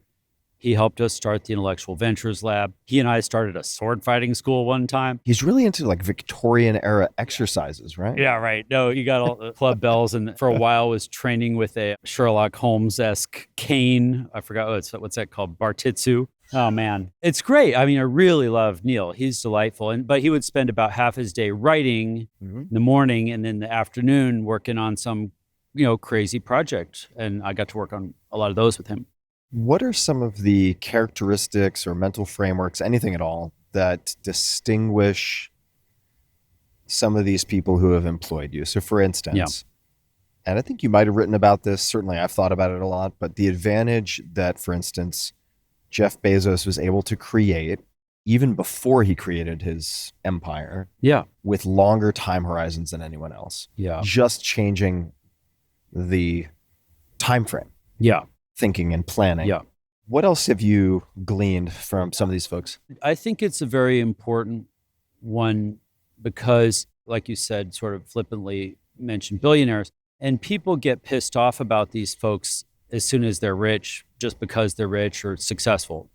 But often what I see is it's blinding people to learning what is it that made those people successful? What is it that's good? What is it that's replicable? What are the lessons? And that's why I think we kind of need you to pay attention to them because, for better or worse, more people will probably listen to you than these billionaires. And so you can God save us. Get those lessons. Yeah. So for example, what I learned working for Jeff that really made a big difference to me personally was that if you think about Blue Origin, what is really going on there? It's not a way for Jeff to get rich. Yeah. That's covered. So why make Blue Origin? Well, Blue Origin's vision is to build a future for humans off of this planet, turn Earth into like a wildlife refuge that maybe you would visit once in a lifetime, because this is an awesome, amazing, and beautiful place. And, we don't want to fuck it up too badly. So that sounds crazy. None of us are going to be around for that, but it might take thousands of years to craft that future for humanity. In the best case scenario, Earth just melts into the sun, and that's if nothing else wipes us out in the meantime. So we got to if you believe in the sanctity of human life, you believe in the humans are something special, and I do, then in the long run, you want to build kind of a plan B, if not planet B. Mm-hmm. So that's what Blue Origin is about. Now, that's going to take generations, maybe millennia to do, but even so, it would start with one small step. Mm-hmm. Blue Origin is that one small step. Can we get it started? And it's actually a really amazing thing. And so I learned to start by thinking on longer term horizons.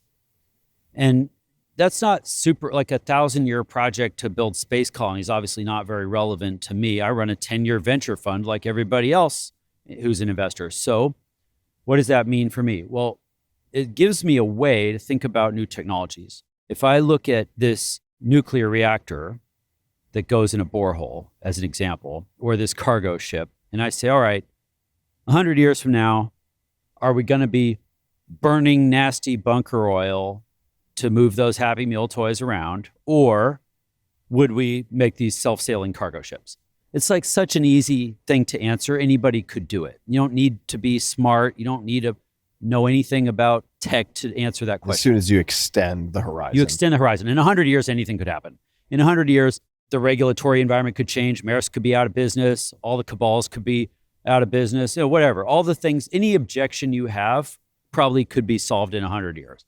So then ask yourself, does it have to take 100 years? Or could we do it in 10? And if you can start to craft a vision for how to do it in 10, then you align with a lot of the machinery in the world that works.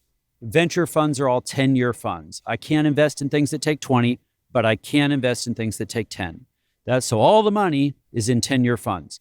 So people's careers could do, they could sign up for a 10-year project, but a 20-year project might be too much. So that's the kind of thing that helps me craft a vision for what I could invest in.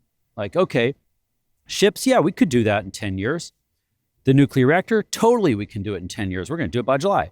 So all these crazy sounding things that we do, I looked at them as things that definitely will get done in 100, but we're going to try and do it in 10. I learned that from Jeff. Mm-hmm. And you look at what even Amazon is doing, they're taking on a whole bunch of projects that they could prove a success in less than 10 years. They're like a giant venture fund internally, basically. Silicon Valley is thousands of $1 million experiments. We just try all these things that could be done in 10 years or less. And in 10 years, you could do a lot. I think people don't realize, Google, Apple, Microsoft, all companies that were successful in less than 10 years. But not just that. The Apollo program was less than 10 years. The Space Shuttle program. Hoover Dam. The Hoover Dam, the Panama Canal. Empire State Building was like 18 or 24 months or something insane. Right. So what are we sitting on our thumbs for, making more iPhone apps? My friend gave me that number when his remodel in Santa Monica took 5 years. He said, come on, guys. What is happening? There you go. So the answer to that question is the answer to every question about the future, about what's happening in the world around us. We need to solve all the things in that window. Like, let's build in less than 10 years, everything. Do you think that Elon actually wants to colonize Mars, or is that a clever visual and story to tell to marshal public interest and support and so on? Or do you think that whether it's Jeff or Elon or someone else, that the most practical future we're looking to off planet is something closer to Elysium, where it's in sort of a self-contained, large-scale ISS city of some sort? Two things there. One, I do know Jeff. I don't know Elon.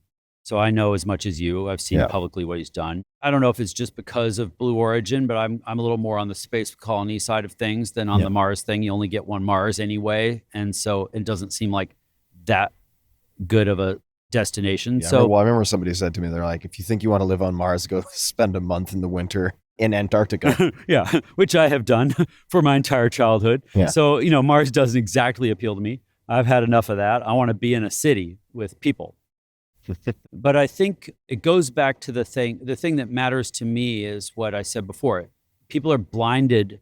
They're pissed off about Elon for one thing or another, and it blinds them to learning. That guy is showing us, here's how you make modern industries. Yeah, I mean, he's a phenomenon. It's phenomenal. Look, if you don't like Elon, fine. Go show us how to do it better. Well, you don't need to like everything about someone. Yeah, that's true. Or admire everything about someone in order to recognize and potentially model some of the things that really do work. Well, I appreciate you demonstrating that by hanging out with me today.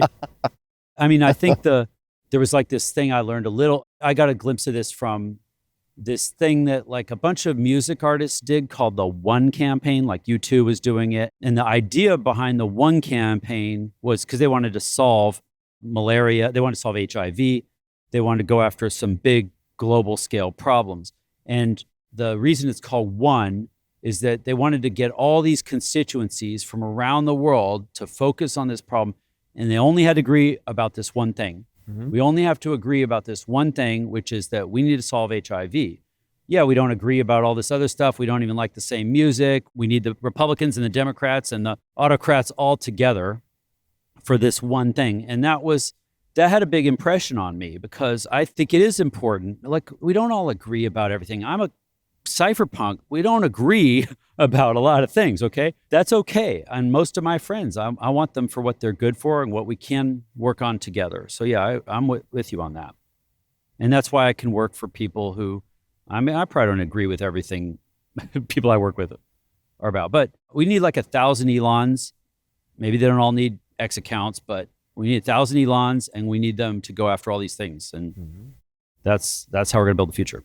This is from a New York Times article from 2018. So oh, man. This may not be relevant anymore, but I have attended a lot of conferences. You've been to a lot of conferences. Yeah. I've heard of most of them, but one popped up, Mars conference.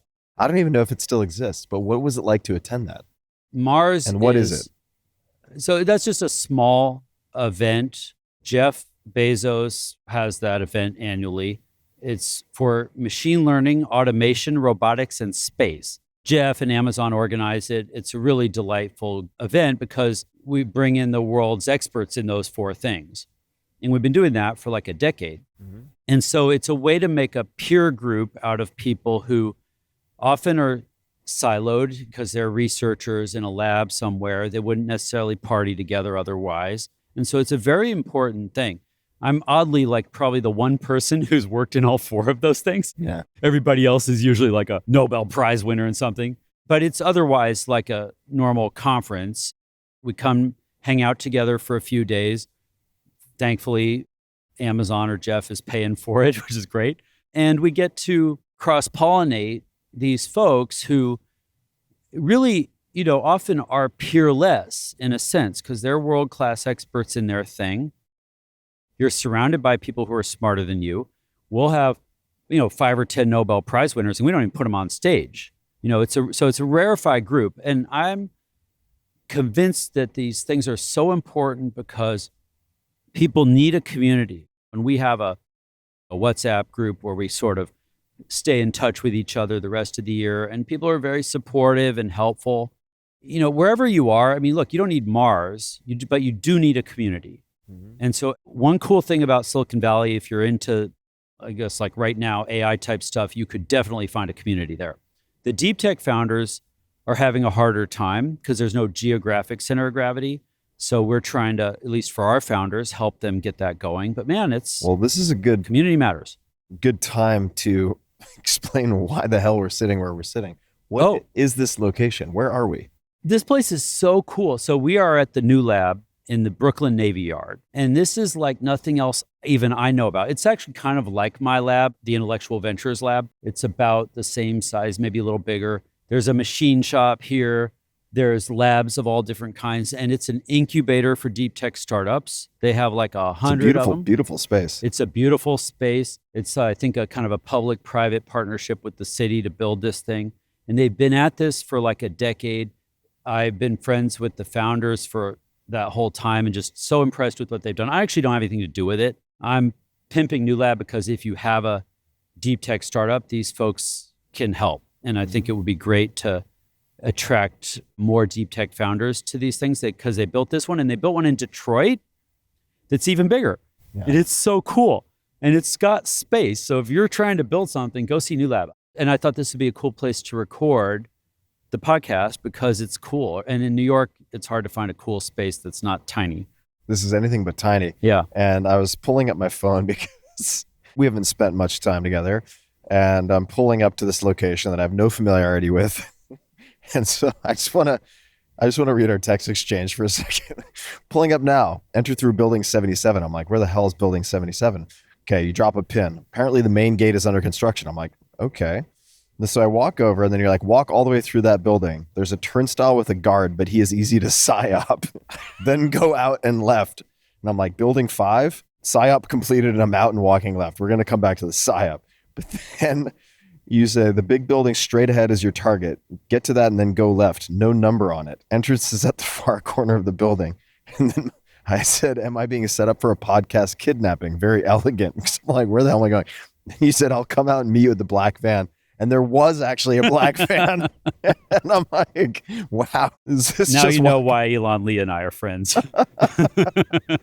Yeah. I was like, this is a coin toss. I have no idea what this could be. The long con. This would be an amazing long con. Well, my dating life has been very colorful because of every girl who's dating me ends up meeting me at like some strange warehouse in the industrial district with wires hanging out of metal. And yeah.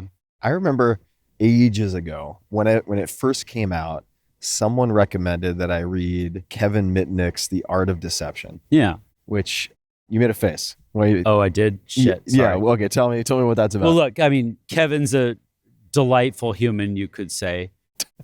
He's dead now, so we don't want to say anything bad about him, but hackers kind of rallied around him because he was one of the first hackers to get thrown in jail. Yeah.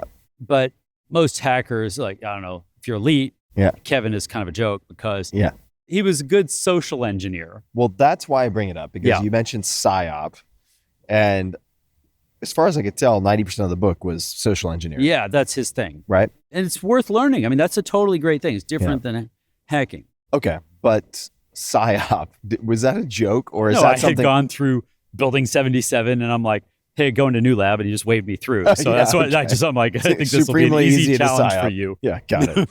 All right. Yeah. Anyway.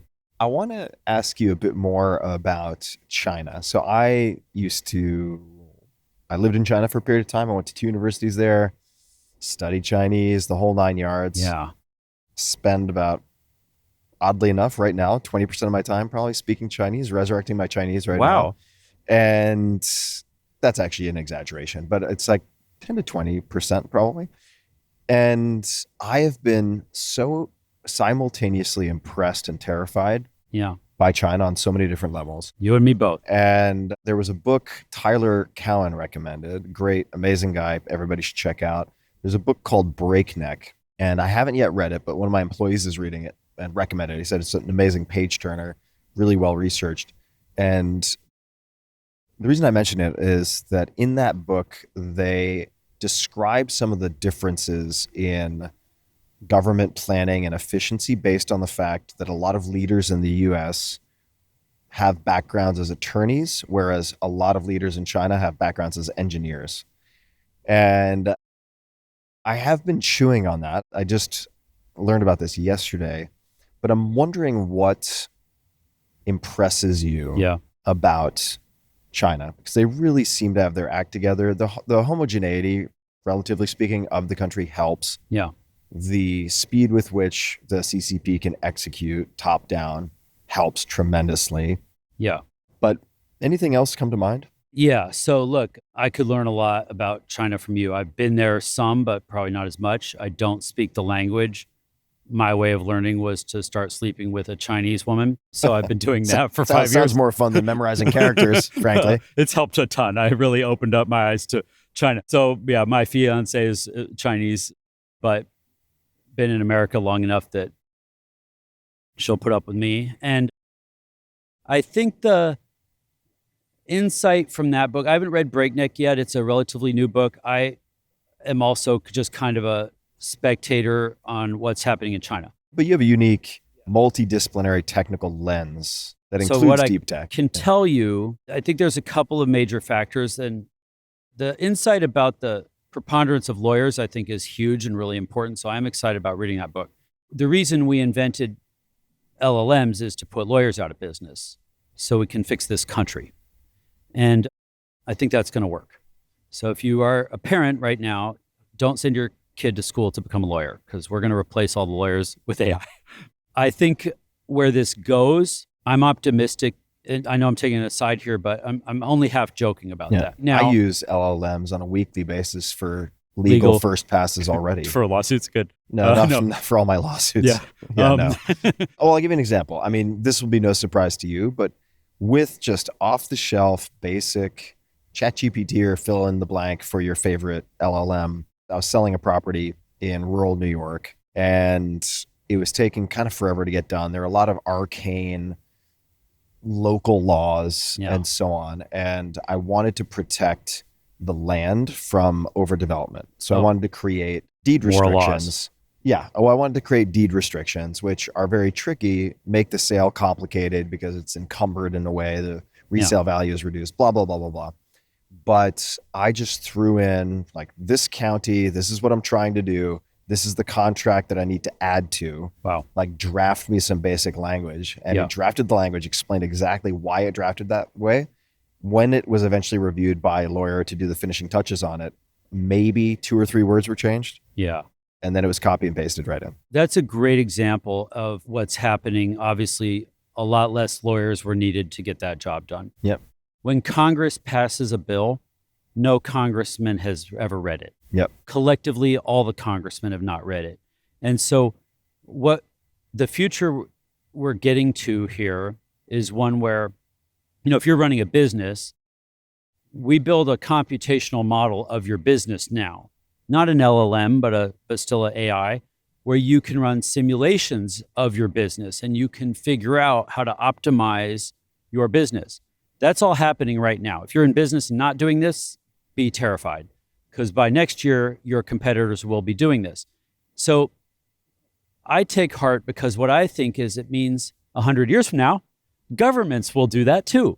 So if you haven't seen this, it didn't get as much airtime as I would have expected, but Abu Dhabi is implementing that right now. That's right. For legislation. It's unbelievable. And it seems like there were a lot of people who poked fun at it, or I saw a lot of people who were like, this is nonsense. As someone who has spent some time in Abu Dhabi with the people who are implementing this stuff, what they already have is science fiction. That's right. It's remarkable what they're already doing. These are tools to help humans make better decisions. Now, an LLM is the wrong tool for lots of kinds of decisions, but AI overall can be applied to help make better decisions, and that is where we're going.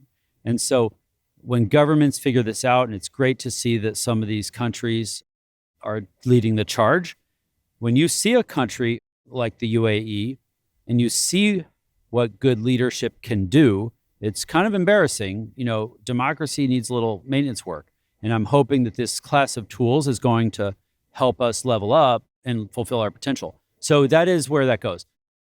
What I think about it is China has done a great job of a lot of things. And it would be great to have like a Netflix series where like every episode shows something amazing from China that sucks in the US. I just think that's the kind of story people need to get in their head, just to see that contrast and realize like we're not playing in the major leagues in a lot of things. So we need to step up. And I think there's a lot that's impressive about China. I obviously I'm an Alaskan, which is like a supercharged American. So look, I think that there's a lot of dumb shit going on in China that I can't stand. I don't want to live there, but I think you got to give them credit for the things that they're good at. Now, the thing that's missing here is a respect for that engineering mindset, a respect for, like you described, putting the dominoes in order, a respect for building thoughtfully, a respect for basic arithmetic, a respect for building the future that we want. We need to work on that. China's problem, no respect for me, for the hacker mindset, for the renegade, for the creative person, for the crazy ones. Like, they don't make room for that. And it's hurting their ability to do new things. Now, they're kicking ass by just waiting for us to figure shit out and then implementing it faster and better than us. So we've spent most of our life worried about China copying us. We need to figure out, how are we going to copy China? Yeah. And I think that's a wake-up call where we're at right now. Very curious to see where it all goes. Yeah, me too. They're moving at remarkable speed with implementation on so many fronts. And that's great for humanity. I mean, it really is. I mean, they should get a Nobel Prize for bringing their country out of extreme poverty. We should probably get one for, I don't know, like making global trade possible with our Navy or something. But, there's also a lot of accolades that I think we're not giving to China that we should. So I want to get your take. I wasn't planning on asking this, but yeah, I'm curious about, since you've looked at autonomous shipping vessels, you have familiarity in that domain. I'd like to talk about, for instance, Taiwan for a second. So I've spent time in Taiwan. I love Taiwan. Yeah. Absolutely adore that place. Incredibly friendly. Food is amazing. The culture has been preserved in a way that was not true through the Cultural Revolution in mainland China. And everybody should go visit. It's just an amazing place. Now, it's also a tiny speck of an island that happens to be incredibly valuable for a number of different reasons, primarily chip production. And there's a lot of discussion around what, say, an amphibious assault might look like, how China might exert pressure on Taiwan non-violently, which I think is the most probable path. Yeah. But on one side, you have these statistics that are related to shipbuilding capacity. Yeah. And China has, I'm going to get this all number of it. wrong, but what is it? It's like 30x, 300x the US capacity. And I believe they also require that any commercial vessel over a particular size needs to be manufactured or built to military spec, just in case they need to be requisitioned or otherwise enrolled in an attack. Now, we're not going to catch up with that in the next 2 years. It's a logistics impossibility. But you do have some startups like Anduril, for instance, that talk about the only path forward to create a counter attack in such a scenario would be lots and lots of small, autonomous, weaponized marine vessels. Do you think there's a there, or? Well, I do think the nature of ballistic warfare is changing. Yeah. I think the case Anduril would make is fairly compelling. I think we probably need a lot more Andurils. I'm not the guy who should weigh in on the geopolitics of Taiwan. Yeah. But I think it's not hard to look at that and say, all right, why can't we do that? Now, one of the criticisms often made of American schools is that the whole structure was invented to make factory workers after the war. Well, now that we need some factory workers, where are they? We don't have them. What we've got are like OnlyFans creators. Yeah. So could some of them maybe help us out in a factory? We need to build a lot of things. And I think if you look around, we're just miscalibrated. You and I barely have to work. Most anybody hasn't worked a day in their lives. We're not digging coal out of a mine. We're sitting in front of a laptop wondering when, how long is the line at Starbucks? It's just not even close. So I think we need to recalibrate on our expectation of what it means to work. I think we're optimized for work. We're evolved to work. You wonder about, why are people depressed? I mean, not everyone. I don't mean to disparage anybody who is dealing with something like that, but you're evolved to be useful to the world around you, to the people around you. And if you can't see how your work is useful, you're going to get depressed. I mean, I think that happens a lot. I'm not saying it's the only reason, but when you have a whole society that doesn't really do anything where you can see how anyone gives a shit about what you do, that's not going to be very healthy. So I think we just need to recalibrate in our society and recognize that, like, okay, everybody needs to do something that matters, do something where they can see how it matters, I'm good at connecting dots. So I can do things where I see how it matters in 1,000 years and I'm good. But most people might be better off if they're like a nurse where you can like see, yeah, I helped that person today. You know, are nurses depressed? They might be depressed about having to do a lot of paperwork, but they're probably not depressed about their work. The meaningfulness I don't mean to work. belittle anyone who's depressed. I'm just saying, as an example, we could be a much happier, healthier society if we're doing things where we can see how it helps our world, helps our society. So building stuff is a good example of that, because you can build a thing and you can see I built that thing and somebody's using it, and that's awesome. Like, are Tesla factory workers depressed? I don't know. Or maybe swap out depressed for disgruntled or apathetic or something. You can solve some of these things. So I want to see us build. And I think Anduril is an example of like, we're going to build these things that help us. I want to build those ships. We can build ships in the US. Palmer Luckey's a machine. I mean, he's an impressive, and we can impressive founder. And so are other people there. We can build chip fabs. You don't necessarily need tiny fingers. It's not a lot of bullshit stories we've been told. We can build chip fabs. We can learn to work. Let's build some cool shit. And I don't know why you wouldn't want to do that. And we could build ships, we can build chips, we can build all these other things. How do you find wild inventors? Or do they just come to you and you act as kind of a honeypot for the forlorn, the crazy, the people in the DeLorean with the crazy hair, as I heard you say once? Honeypot means something else to hackers, so I'll go with like lightning rod. Yeah. You just look for the crazy hair and the DeLorean, and that's how you find them. I'd say I attract some of them because I've worked on some of the kinds of projects they want to do. Yeah. And hopefully they believe that I'll at least hang in there long enough to understand what they're trying to do and maybe believe in it and maybe invest in it. So that's where I'm at. There are times when I find out about a technology or an invention that we might have been really helpful with, but it's too late. Yep. That is frustrating. Too late in terms of stage. Meaning, we're basically helpful at the beginning. You know, we're helpful in the early stages when you got to get out of that garage or get out of that lab and become more maybe venture compatible so that you could go, we're trying to help people co-opt the machinery of venture capital and aim it at deep tech. And so if you're kind of on that track, we could maybe be helpful, not for everyone, but that's what I'm looking for. And so, I would love to see these, especially the breakthroughs really early. But I guess, is your game to attract them to you, or do you go out and search in the dark corners of nerddom? Yeah, but I still need help. I need to deputize my friends. There's probably like VCs hanging out at Starbucks by MIT. Yeah. But those professors call me when they have something that their postdocs want to spin out. And I'm like, yes, that's the help I need, because I can't hang out at every lab. I go and I visit and I try to be helpful. So some of it's labs. About another third is like rogue engineers who are working at some company that's got their head up their ass and not doing the coolest thing.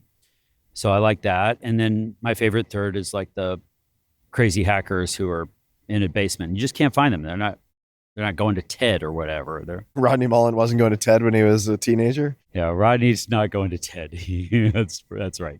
He spoke at a couple of TED events, I think. Okay, but I mean, when he was like the undiscovered. Oh, yeah, no, right, yeah.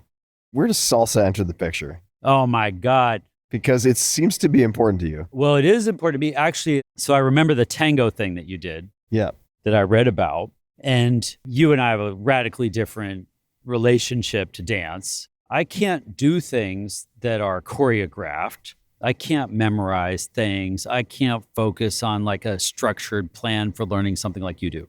All reverse engineering. Yeah. So when I show up to salsa, what I'm doing is, there's a teacher and they're showing me a thing I'm supposed to learn. I have to try everything and throw out the stuff that doesn't work. Yeah. That's literally how I learned to dance. So I'm a really good salsa dancer now because I started 20 years ago, but very unorthodox salsa dancer, which, to be fair to my partners, I should say that, because I don't dance like everyone else. And I can't learn to dance like someone else because I have to try this stuff and then converge on what works. And that's a really great thing, but I dance differently than everyone else. But salsa for me was very important partly because too much of my life was hanging out with hackers who fit a demographic that's a little too homogenous in its way, maybe not intellectually, but certainly by all other metrics. So I had trained in aikido for like a decade, which is Japanese martial art. Yep. Very structured, very disciplined, very traditional. And I'm obsessed with the physical communication. I love that part of it. And what's cool about Aikido is you always train with a partner. And that's not true for like a lot of martial arts. I'd done a lot of punching and kicking in the air with karate and stuff before that, and it just didn't land for me. With Aikido, you always have a partner. And so they're attacking you, and without words, you're trying to communicate that you want them to shove their head in the ground or something like that. And I love that. I love that feeling of physical communication. And I'm not great at Aikido, and I was trying to learn that through reverse engineering as well, which also has its unorthodox problems. But eventually, short version of the story is I figured out that it was an upgrade to train instead of with sweaty old Japanese guys, sweaty young Latin girls. So I'm still basically doing the same thing as Aikido, but in salsa, and I can do it any night, anywhere in the world. There's salsa dancers. You just got to know where to find them. You don't need to speak the language. And so I got a lot out of dancing salsa because I got a community of people in all walks of life. I'm not a rock star in salsa. I get outranked by the Mexican dishwasher every night. It's good for my ego because I'm at the bottom always. And I think that's good for me. And you learn something. My way of moving through the world is so heavily affected by Aikido and salsa. Yeah. So anyway, I've been doing that for a long time. Yeah, salsa has a huge advantage over tango that you can find it anywhere. Tango is pretty it's more niche. Narrow. Yeah. Unless you're in Argentina, in which case you have an embarrassment of riches. But anywhere else, even in Argentina, outside of the capital, you can find more salsa. Salsa's everywhere. And the reason I defected from tango, I tried to do tango first for like a month, but it takes advantage of none of my natural talents. You can't do reverse engineering in tango.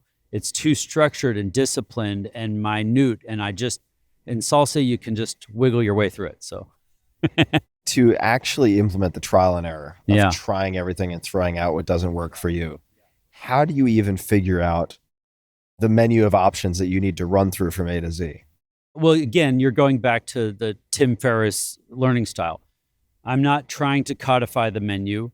I'm discovery mode. Okay. So what's cool about I'm just salsa, wondering, like when you went in and you decided that was your approach, innately, maybe just instinctually, you're like, this is all I know how to do. What does it actually look like in class for you? So in salsa, the first year and a half, you're in class, you're being shown a move, you're learning the move, you're learning the basics, you're learning the timing, learning the steps, you have to do that. There's just no way getting out. It's excruciating for me because I kind of suck at that.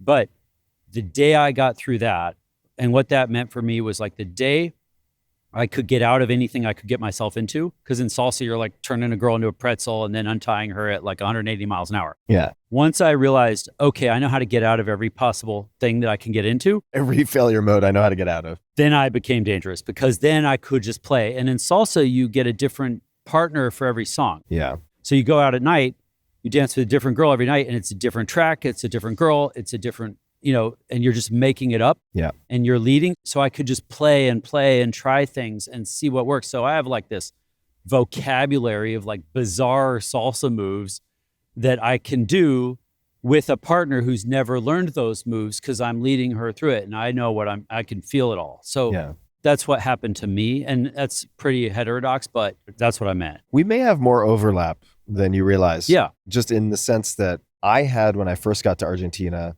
in 2004, late 2004, maybe early 2004, I had zero interest in tango. Yeah. Absolutely zero. Yeah. I in fact, wanted to avoid it because my reference points were Scent of a Woman, True Lies, Flower in the Teeth. I'm like, who would ever want to do that? It looks so stiff. Right. I did not have any interest in the choreography. My only dance background at that point was that I had co-founded the first hip hop dance troupe at Princeton University. Wow. And so breakdancing. All right. That's all I had, which was improvised. Okay, cool. I did not do any kind of set routines. It was all improvised depending on the songs and stuff. And it was that physical improv that appealed to me. Mm-hmm. Yeah. The improv jazz aspect of needing to be not just fast on your feet, but like mentally fast enough to improvise in that way. And then I was walking down Avenida Florida in Buenos Aires, which is a very famous pedestrian area, no cars. And it was hot as balls. I mean, it was just so it gets very humid and hot. And the only place I could see, I was waiting for a friend to get out of a Spanish class, was this tango music shop, total tourist trap. Just had all of this cold air. I could see it just billowing out, the AC. And so I walked in there and it was just killing time. And this older woman, like middle-aged woman, chain smoking, bleached blonde hair, in Spanish was like, "Hey, asshole." She's like, "I know you're not going to buy anything, but if you're going to stick around, you have to at least give me 10 pesos for the class upstairs." And I was like, okay, what's the class? Tango. And I was like, okay, fine. And meanwhile, for the first month or so there, a half Panamanian, half Argentine friend had convinced me to go to Argentina from Panama because he had said that Argentina has the best red wine in the world, the best steak in the world, the most beautiful women in the world, and you can live there for a king on pennies. And I was like, sold, let's go. So I found the steak, I found the wine. It was cheap. And I was like, where are all these beautiful women? And then I walked upstairs to this class. It was like 3 p.m. or something. And it was like 9 smoking hot women and 1 bored looking guy who was like a husband who had been sent there on assignment. And I was like, oh, okay. And then throughout the course of that class realized, oh, this is all improvised. Now this is interesting. Yeah. Now this is interesting. Yeah. And it was actually not for me aikido, but wrestling, believe it or not, and judo that helped because it's the same. I mean, you're shifting weight, you're changing balance, you are directing the motion of someone else. Yeah. The only difference is in dance, the person's trying to cooperate instead of choke you out or break your arms or throw you on your head. Yes, sometimes, exactly. I did get shamed off the dance floor by some old Argentine ladies when I first tried to go out into the wild. I still do. Oh my God.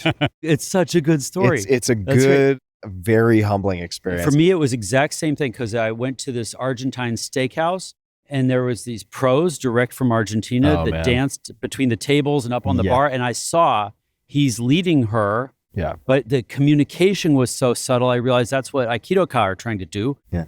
And they're better at it. Yeah. And so I went to try to learn from them. And then. Yeah, it is for people who haven't really been exposed to dance, at the very least, you should go to a tango or salsa dance hall to see good dancers who are strangers dance with one another. Because if I took you to La Viruta or Niño Bien or one of these milonga in Argentina during kind of prime time, which would be like 2 a.m. or 3 a.m. Yep. I don't know how they get good dancers don't show up till after they show up really late. I never go out till midnight. And I could show you a pair dancing and you would say, wow, they must have been practicing and rehearsing this choreography for 6 months. And I'd say, no, this is the first time they're dancing. There you go.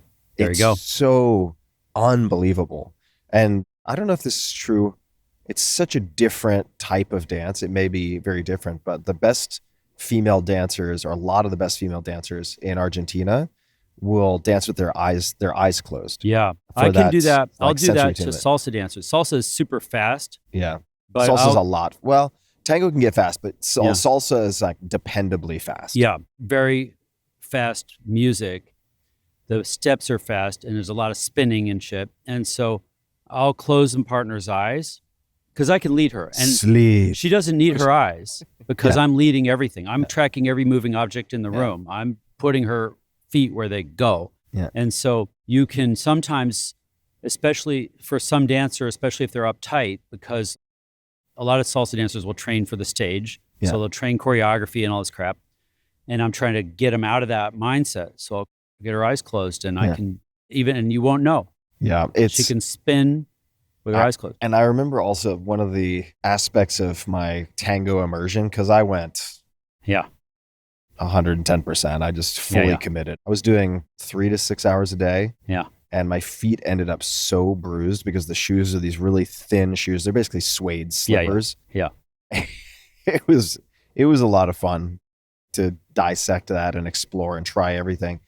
And one of the aspects I so loved was, and I imagine this is true in salsa maybe, is that you'd go out to these different milonga, these different dance halls.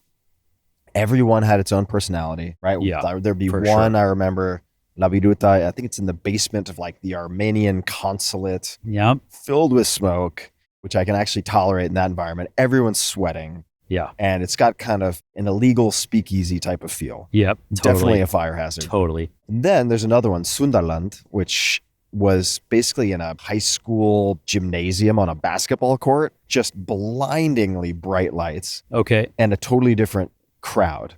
And by crowd, I mean almost every age you can imagine. I mean, it's like 18 plus, but you would have older ladies, you would have 70-year-old guys dressed to the nines in a 3-piece suit. I also got screamed off the dance floor by a few of those guys. What was your violation? Well, my violation was very basic, and it is the most common mistake, I would say, that men make, because in the classes, when they're teaching you the basic 8-step, which is like the first boot up sequence that everybody gets, almost always in every school where I've seen it taught, the first step is a step backwards. And so you've got your partner and you step backwards. So male, right foot back. And in a dance hall, you cannot do that. Why? Because you don't have a bicycle helmet with mirrors on it. You can't see where you're going. So you just end up smashing into people when you do that. So when you go into a live environment in the wild, typically you're going to take that first step out to the side because you can see where you're going with your peripheral vision. Yeah. So I would get screamed off by the men because I would bump into them. And Argentines are, they're very much like, at least in the capital city, very much like Italians. Like they are a passionate gang of folks, very wild, gesticulating, very high volume. Yeah. And if you bump into their lady, they're going to give you an earful. With the women in the beginning, this probably happens in salsa, but in tango, at least, if you're always practicing with the same partner, especially if, in my case, that woman is a really good dancer, she will develop a sixth sense to read what you are intending her to do, even if your lead or the mark is weak. Of course. And then you're like, wow, I'm a Jedi. I'm doing so well. Totally. And you go out and you do it with a stranger. And literally, I had women say to me, they're like, they throw their arms down in disgust in the middle of a song, which is quite a show in the tango world, and just be like, I don't know what you're trying to do. I do not know what you're trying to do, how you're trying to move me. Yeah. And they would just get furious. Yeah. And then I would put my tail between my legs and like scuttle off and recover. That's why I say it's important to do. It's humbling. Even now, I mean, I've been dancing for 20 years, but if I show up, you know, there'll be incompatible dancers. Yeah. And my problem is, so I'm training what's called essentially like LA style, West Coast salsa. Salsa actually comes from New York City. New York City, yeah. I live in the epicenter of salsa, but they dance what's called mambo.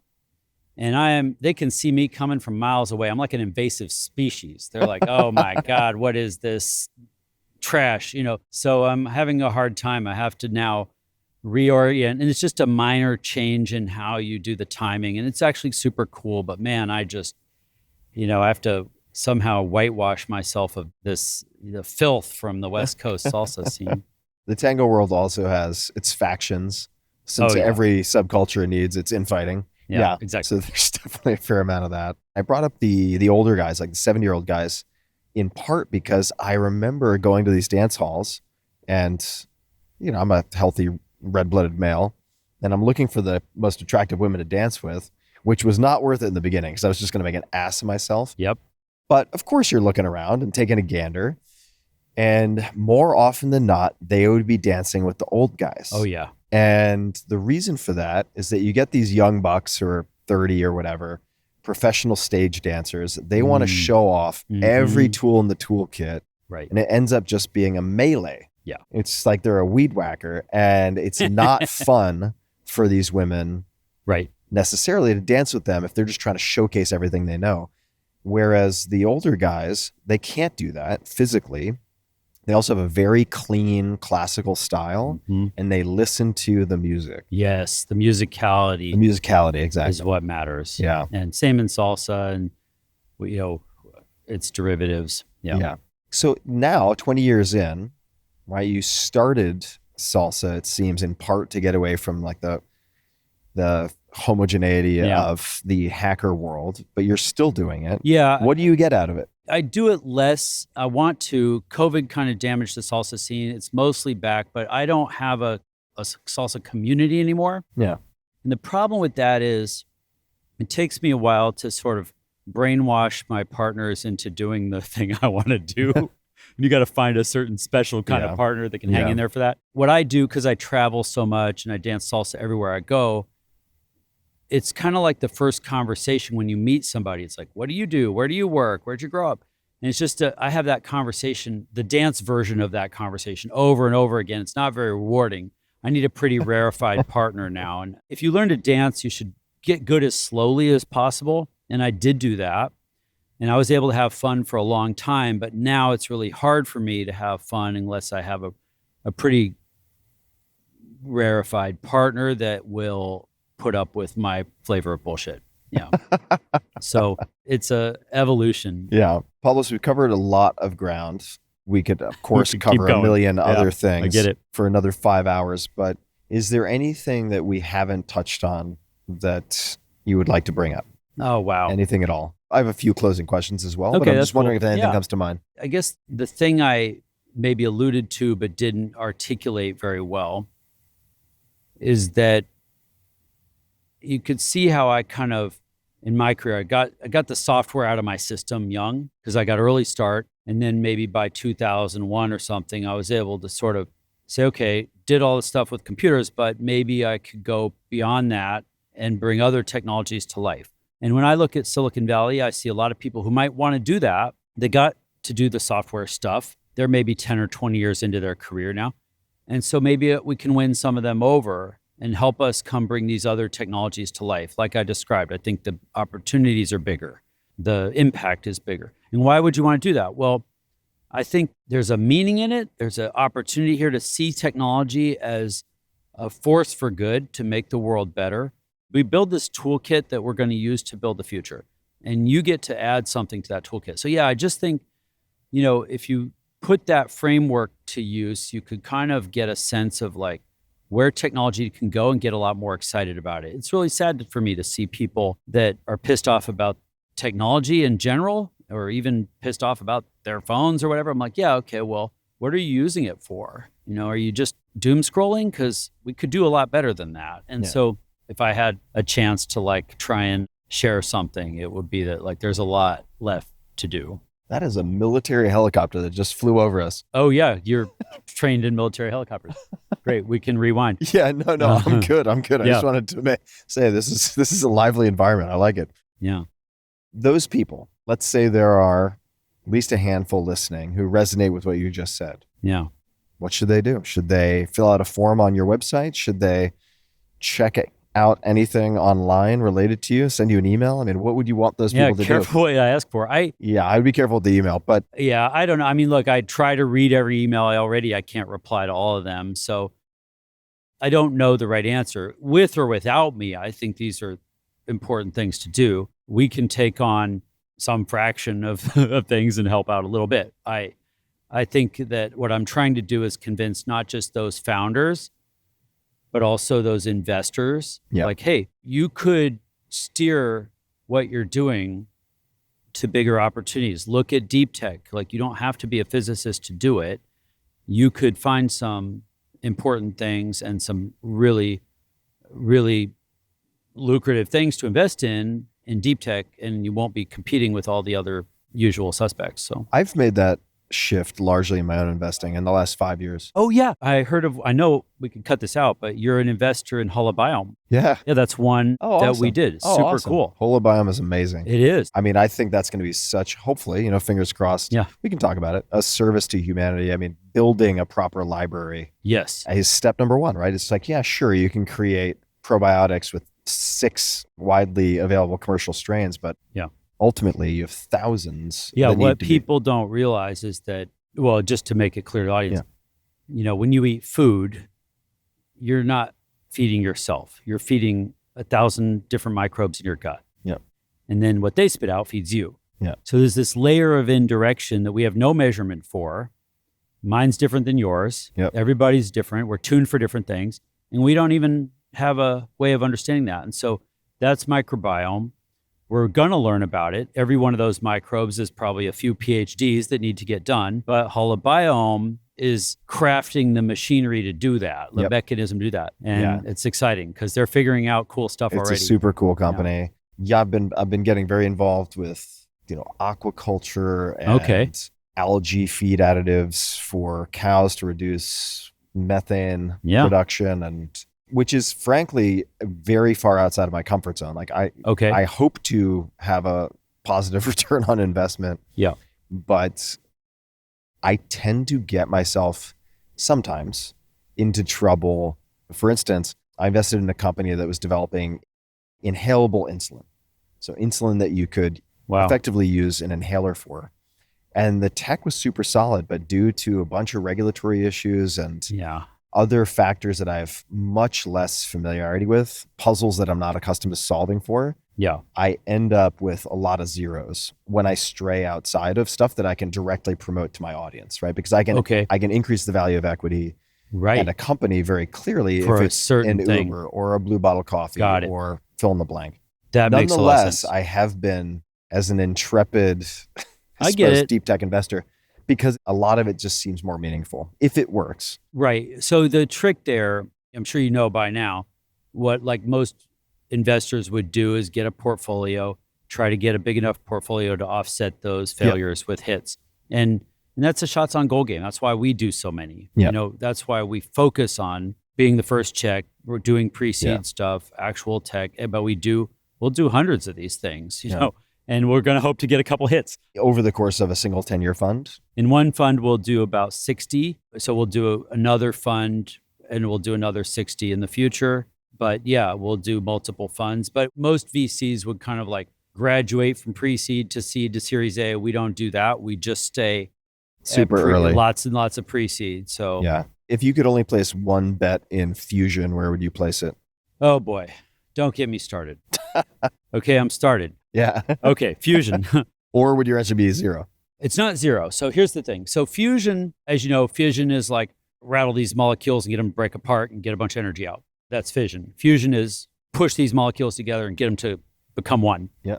Plasma fusion is the biggest branch of fusion research in history. And so what that means is you're going to heat up these molecules so much that they expand and open up to the possibility of getting stuck together. Just create a miniature sun, no big deal. Is temperatures that rival the sun, because that is what the sun is doing, doing fusion. But what you need that we don't have on Earth that the sun has is you need a lot of pressure as well.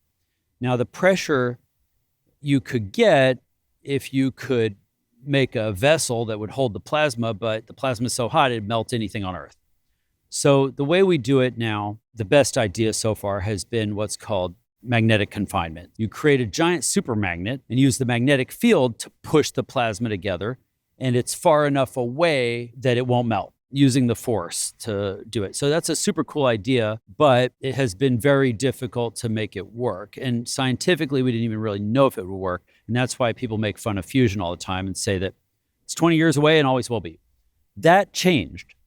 So the cool thing is, a few years ago, the team from MIT called Commonwealth Fusion Systems published a series of, I think, 7 papers that explain exactly how they can make magnetic confinement fusion work. And the real breakthrough was a new superconductor.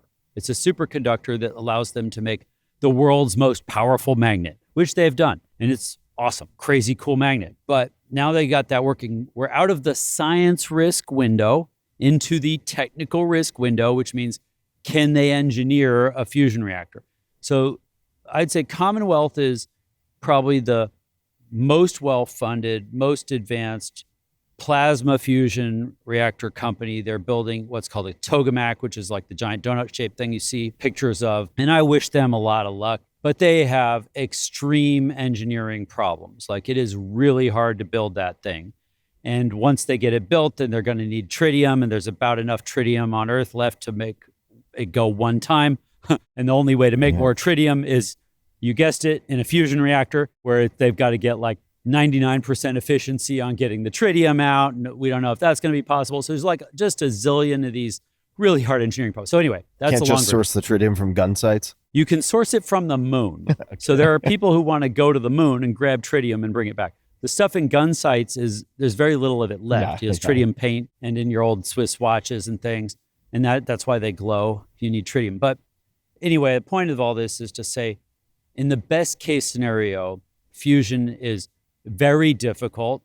I really hope we get it. The upside of that is once it really does work, you'll get more energy out than you put in. So think of like a gas tank. You have to fill once and it runs the rest of your life. What is that? Q greater than 1? Q greater than 1 is the metric. Has anyone No one has that? ever actually achieved that if you count the entire energy for the system. Yeah. There are projects, and once in a while you see fusion headlines where it's like, fusion works from Livermore or whatever. And what they've done is on system level 1, which basically means the energy going into the fusion from like the 192 giant lasers is less than the energy coming out of the fusion, but they're not counting the energy going into the lasers. Yeah. So, right. And the problem with all this, the reason I'm explaining it is so people can understand, a lot of these fusion projects are very expensive to do research on.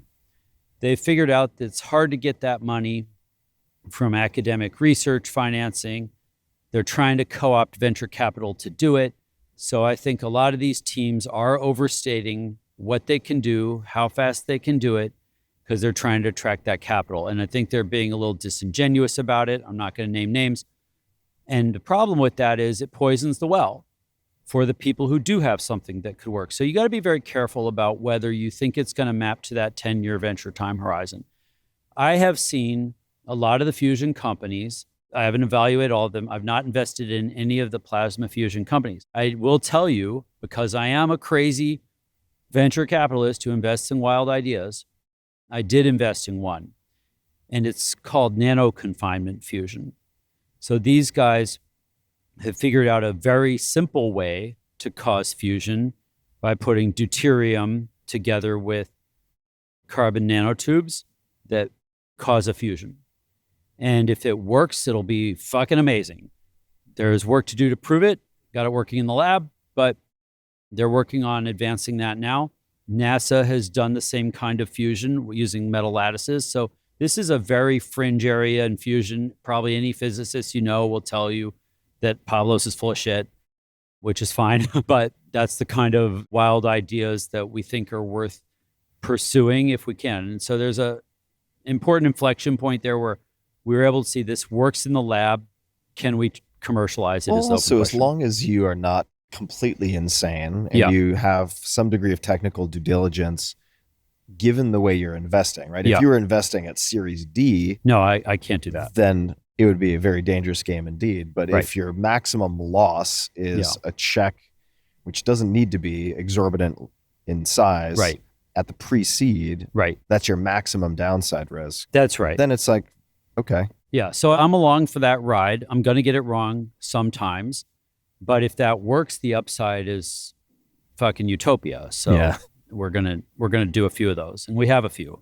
I'm not gonna ask you to pick one because that would put you in a tight spot. But could you name one of, I'm sure, quite a few or several from your portfolio that you feel is likely to be a winner? And the reason I'm asking is that I want to know what the characteristics are that give you that conviction. I think the heart of what you're getting at, like one thing worth articulating here is, like I attract those technical founders, those inventors.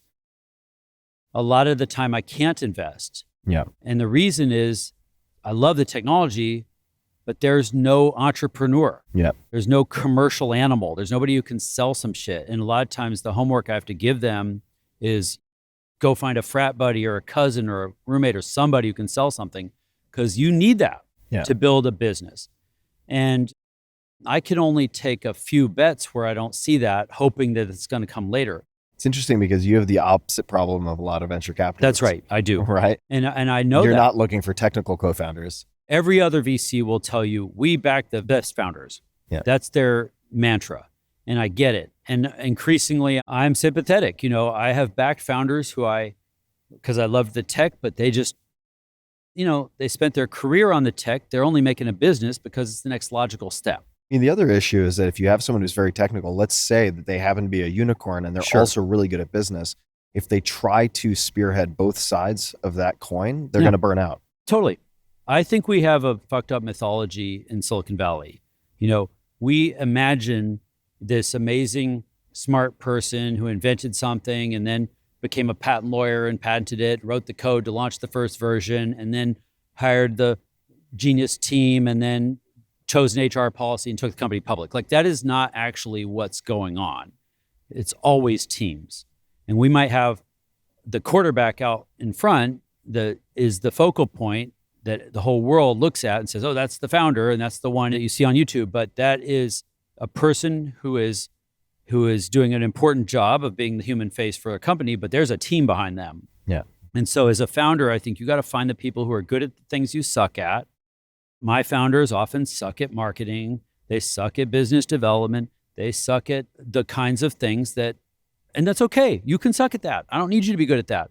I don't believe in personal growth like every other podcast host probably does. I believe in do the thing you're good at, hire friends or people who are good at the things you suck at. So what I don't know how to do is scale up on like co-founder dating for deep tech. Yeah. I want that solved desperately. There are more entrepreneurs than there are inventors. I got the thing that's precious here, but I want to figure out how do I get them to party with the entrepreneurs and team up. And I don't know how to scale that, but I really want to. Pablos, where should people find you online? What are the best websites or otherwise? Deepfuture.tech is our website. There's a podcast there, which is mostly just long conversations with nerds. That's how I learned. So I pick the brains of nerds and record some of them. And then I'm on all the stuff like, I'm Pablos on X, but nobody listens to me there. LinkedIn, more people listen, but so you could do those things. Oh, I have probably the best email list in the world because the only things I send out are super inspiring and amazing technology. So join that, or they can find that at the deepfuture.tech. Yeah, sure. Yeah. There's a WhatsApp group with propaganda. You can join that too. And if people are interested in the book, which I have in my backpack right now, it's Deep Future, Creating Technology That Matters. A lot of good stories and a lot of head-spinning statistics. Oh, no, don't say that. Well, I shouldn't say statistics. That makes it sound too sterile. Yeah. But just facts and figures that underscore a lot of important points that are pretty jaw-dropping, such as the 5 out of every $6 associated with shipping going to fuel or whatever the number might be, and so on. I mean, it's really remarkable. The statistics, those are meant to be drop kicks. Well, Pablos, thank you for taking the time. So great to hang. Oh, this is awesome. I'm glad we finally got to do it. Yeah, super fun. After all these years, and I came unarmed so I wouldn't intimidate your sensibility about getting hacked. Yeah, Black Van's still out front, so it ain't over until it's over. And for everybody listening, we will link to all the things we mentioned, including Pablos' website, the book, newsletter, etc., at tim.blog/podcast. I can guarantee you that Pablos will be the only Pablos. So just search Pablos. That's true. And sounds plural, but there's only one. And you will find him immediately. So that is where you can find all the resources. And as always, be a little bit kinder than is necessary. Until next time, to others, but also to yourself. And thanks for tuning in. Well, thank you. This is a real treat, and I appreciate, you've done something really special with your whole career, and I'm really thankful that we got to hang out. Yeah, thanks, man. To be continued. I feel like this is the beginning. Good. Yeah.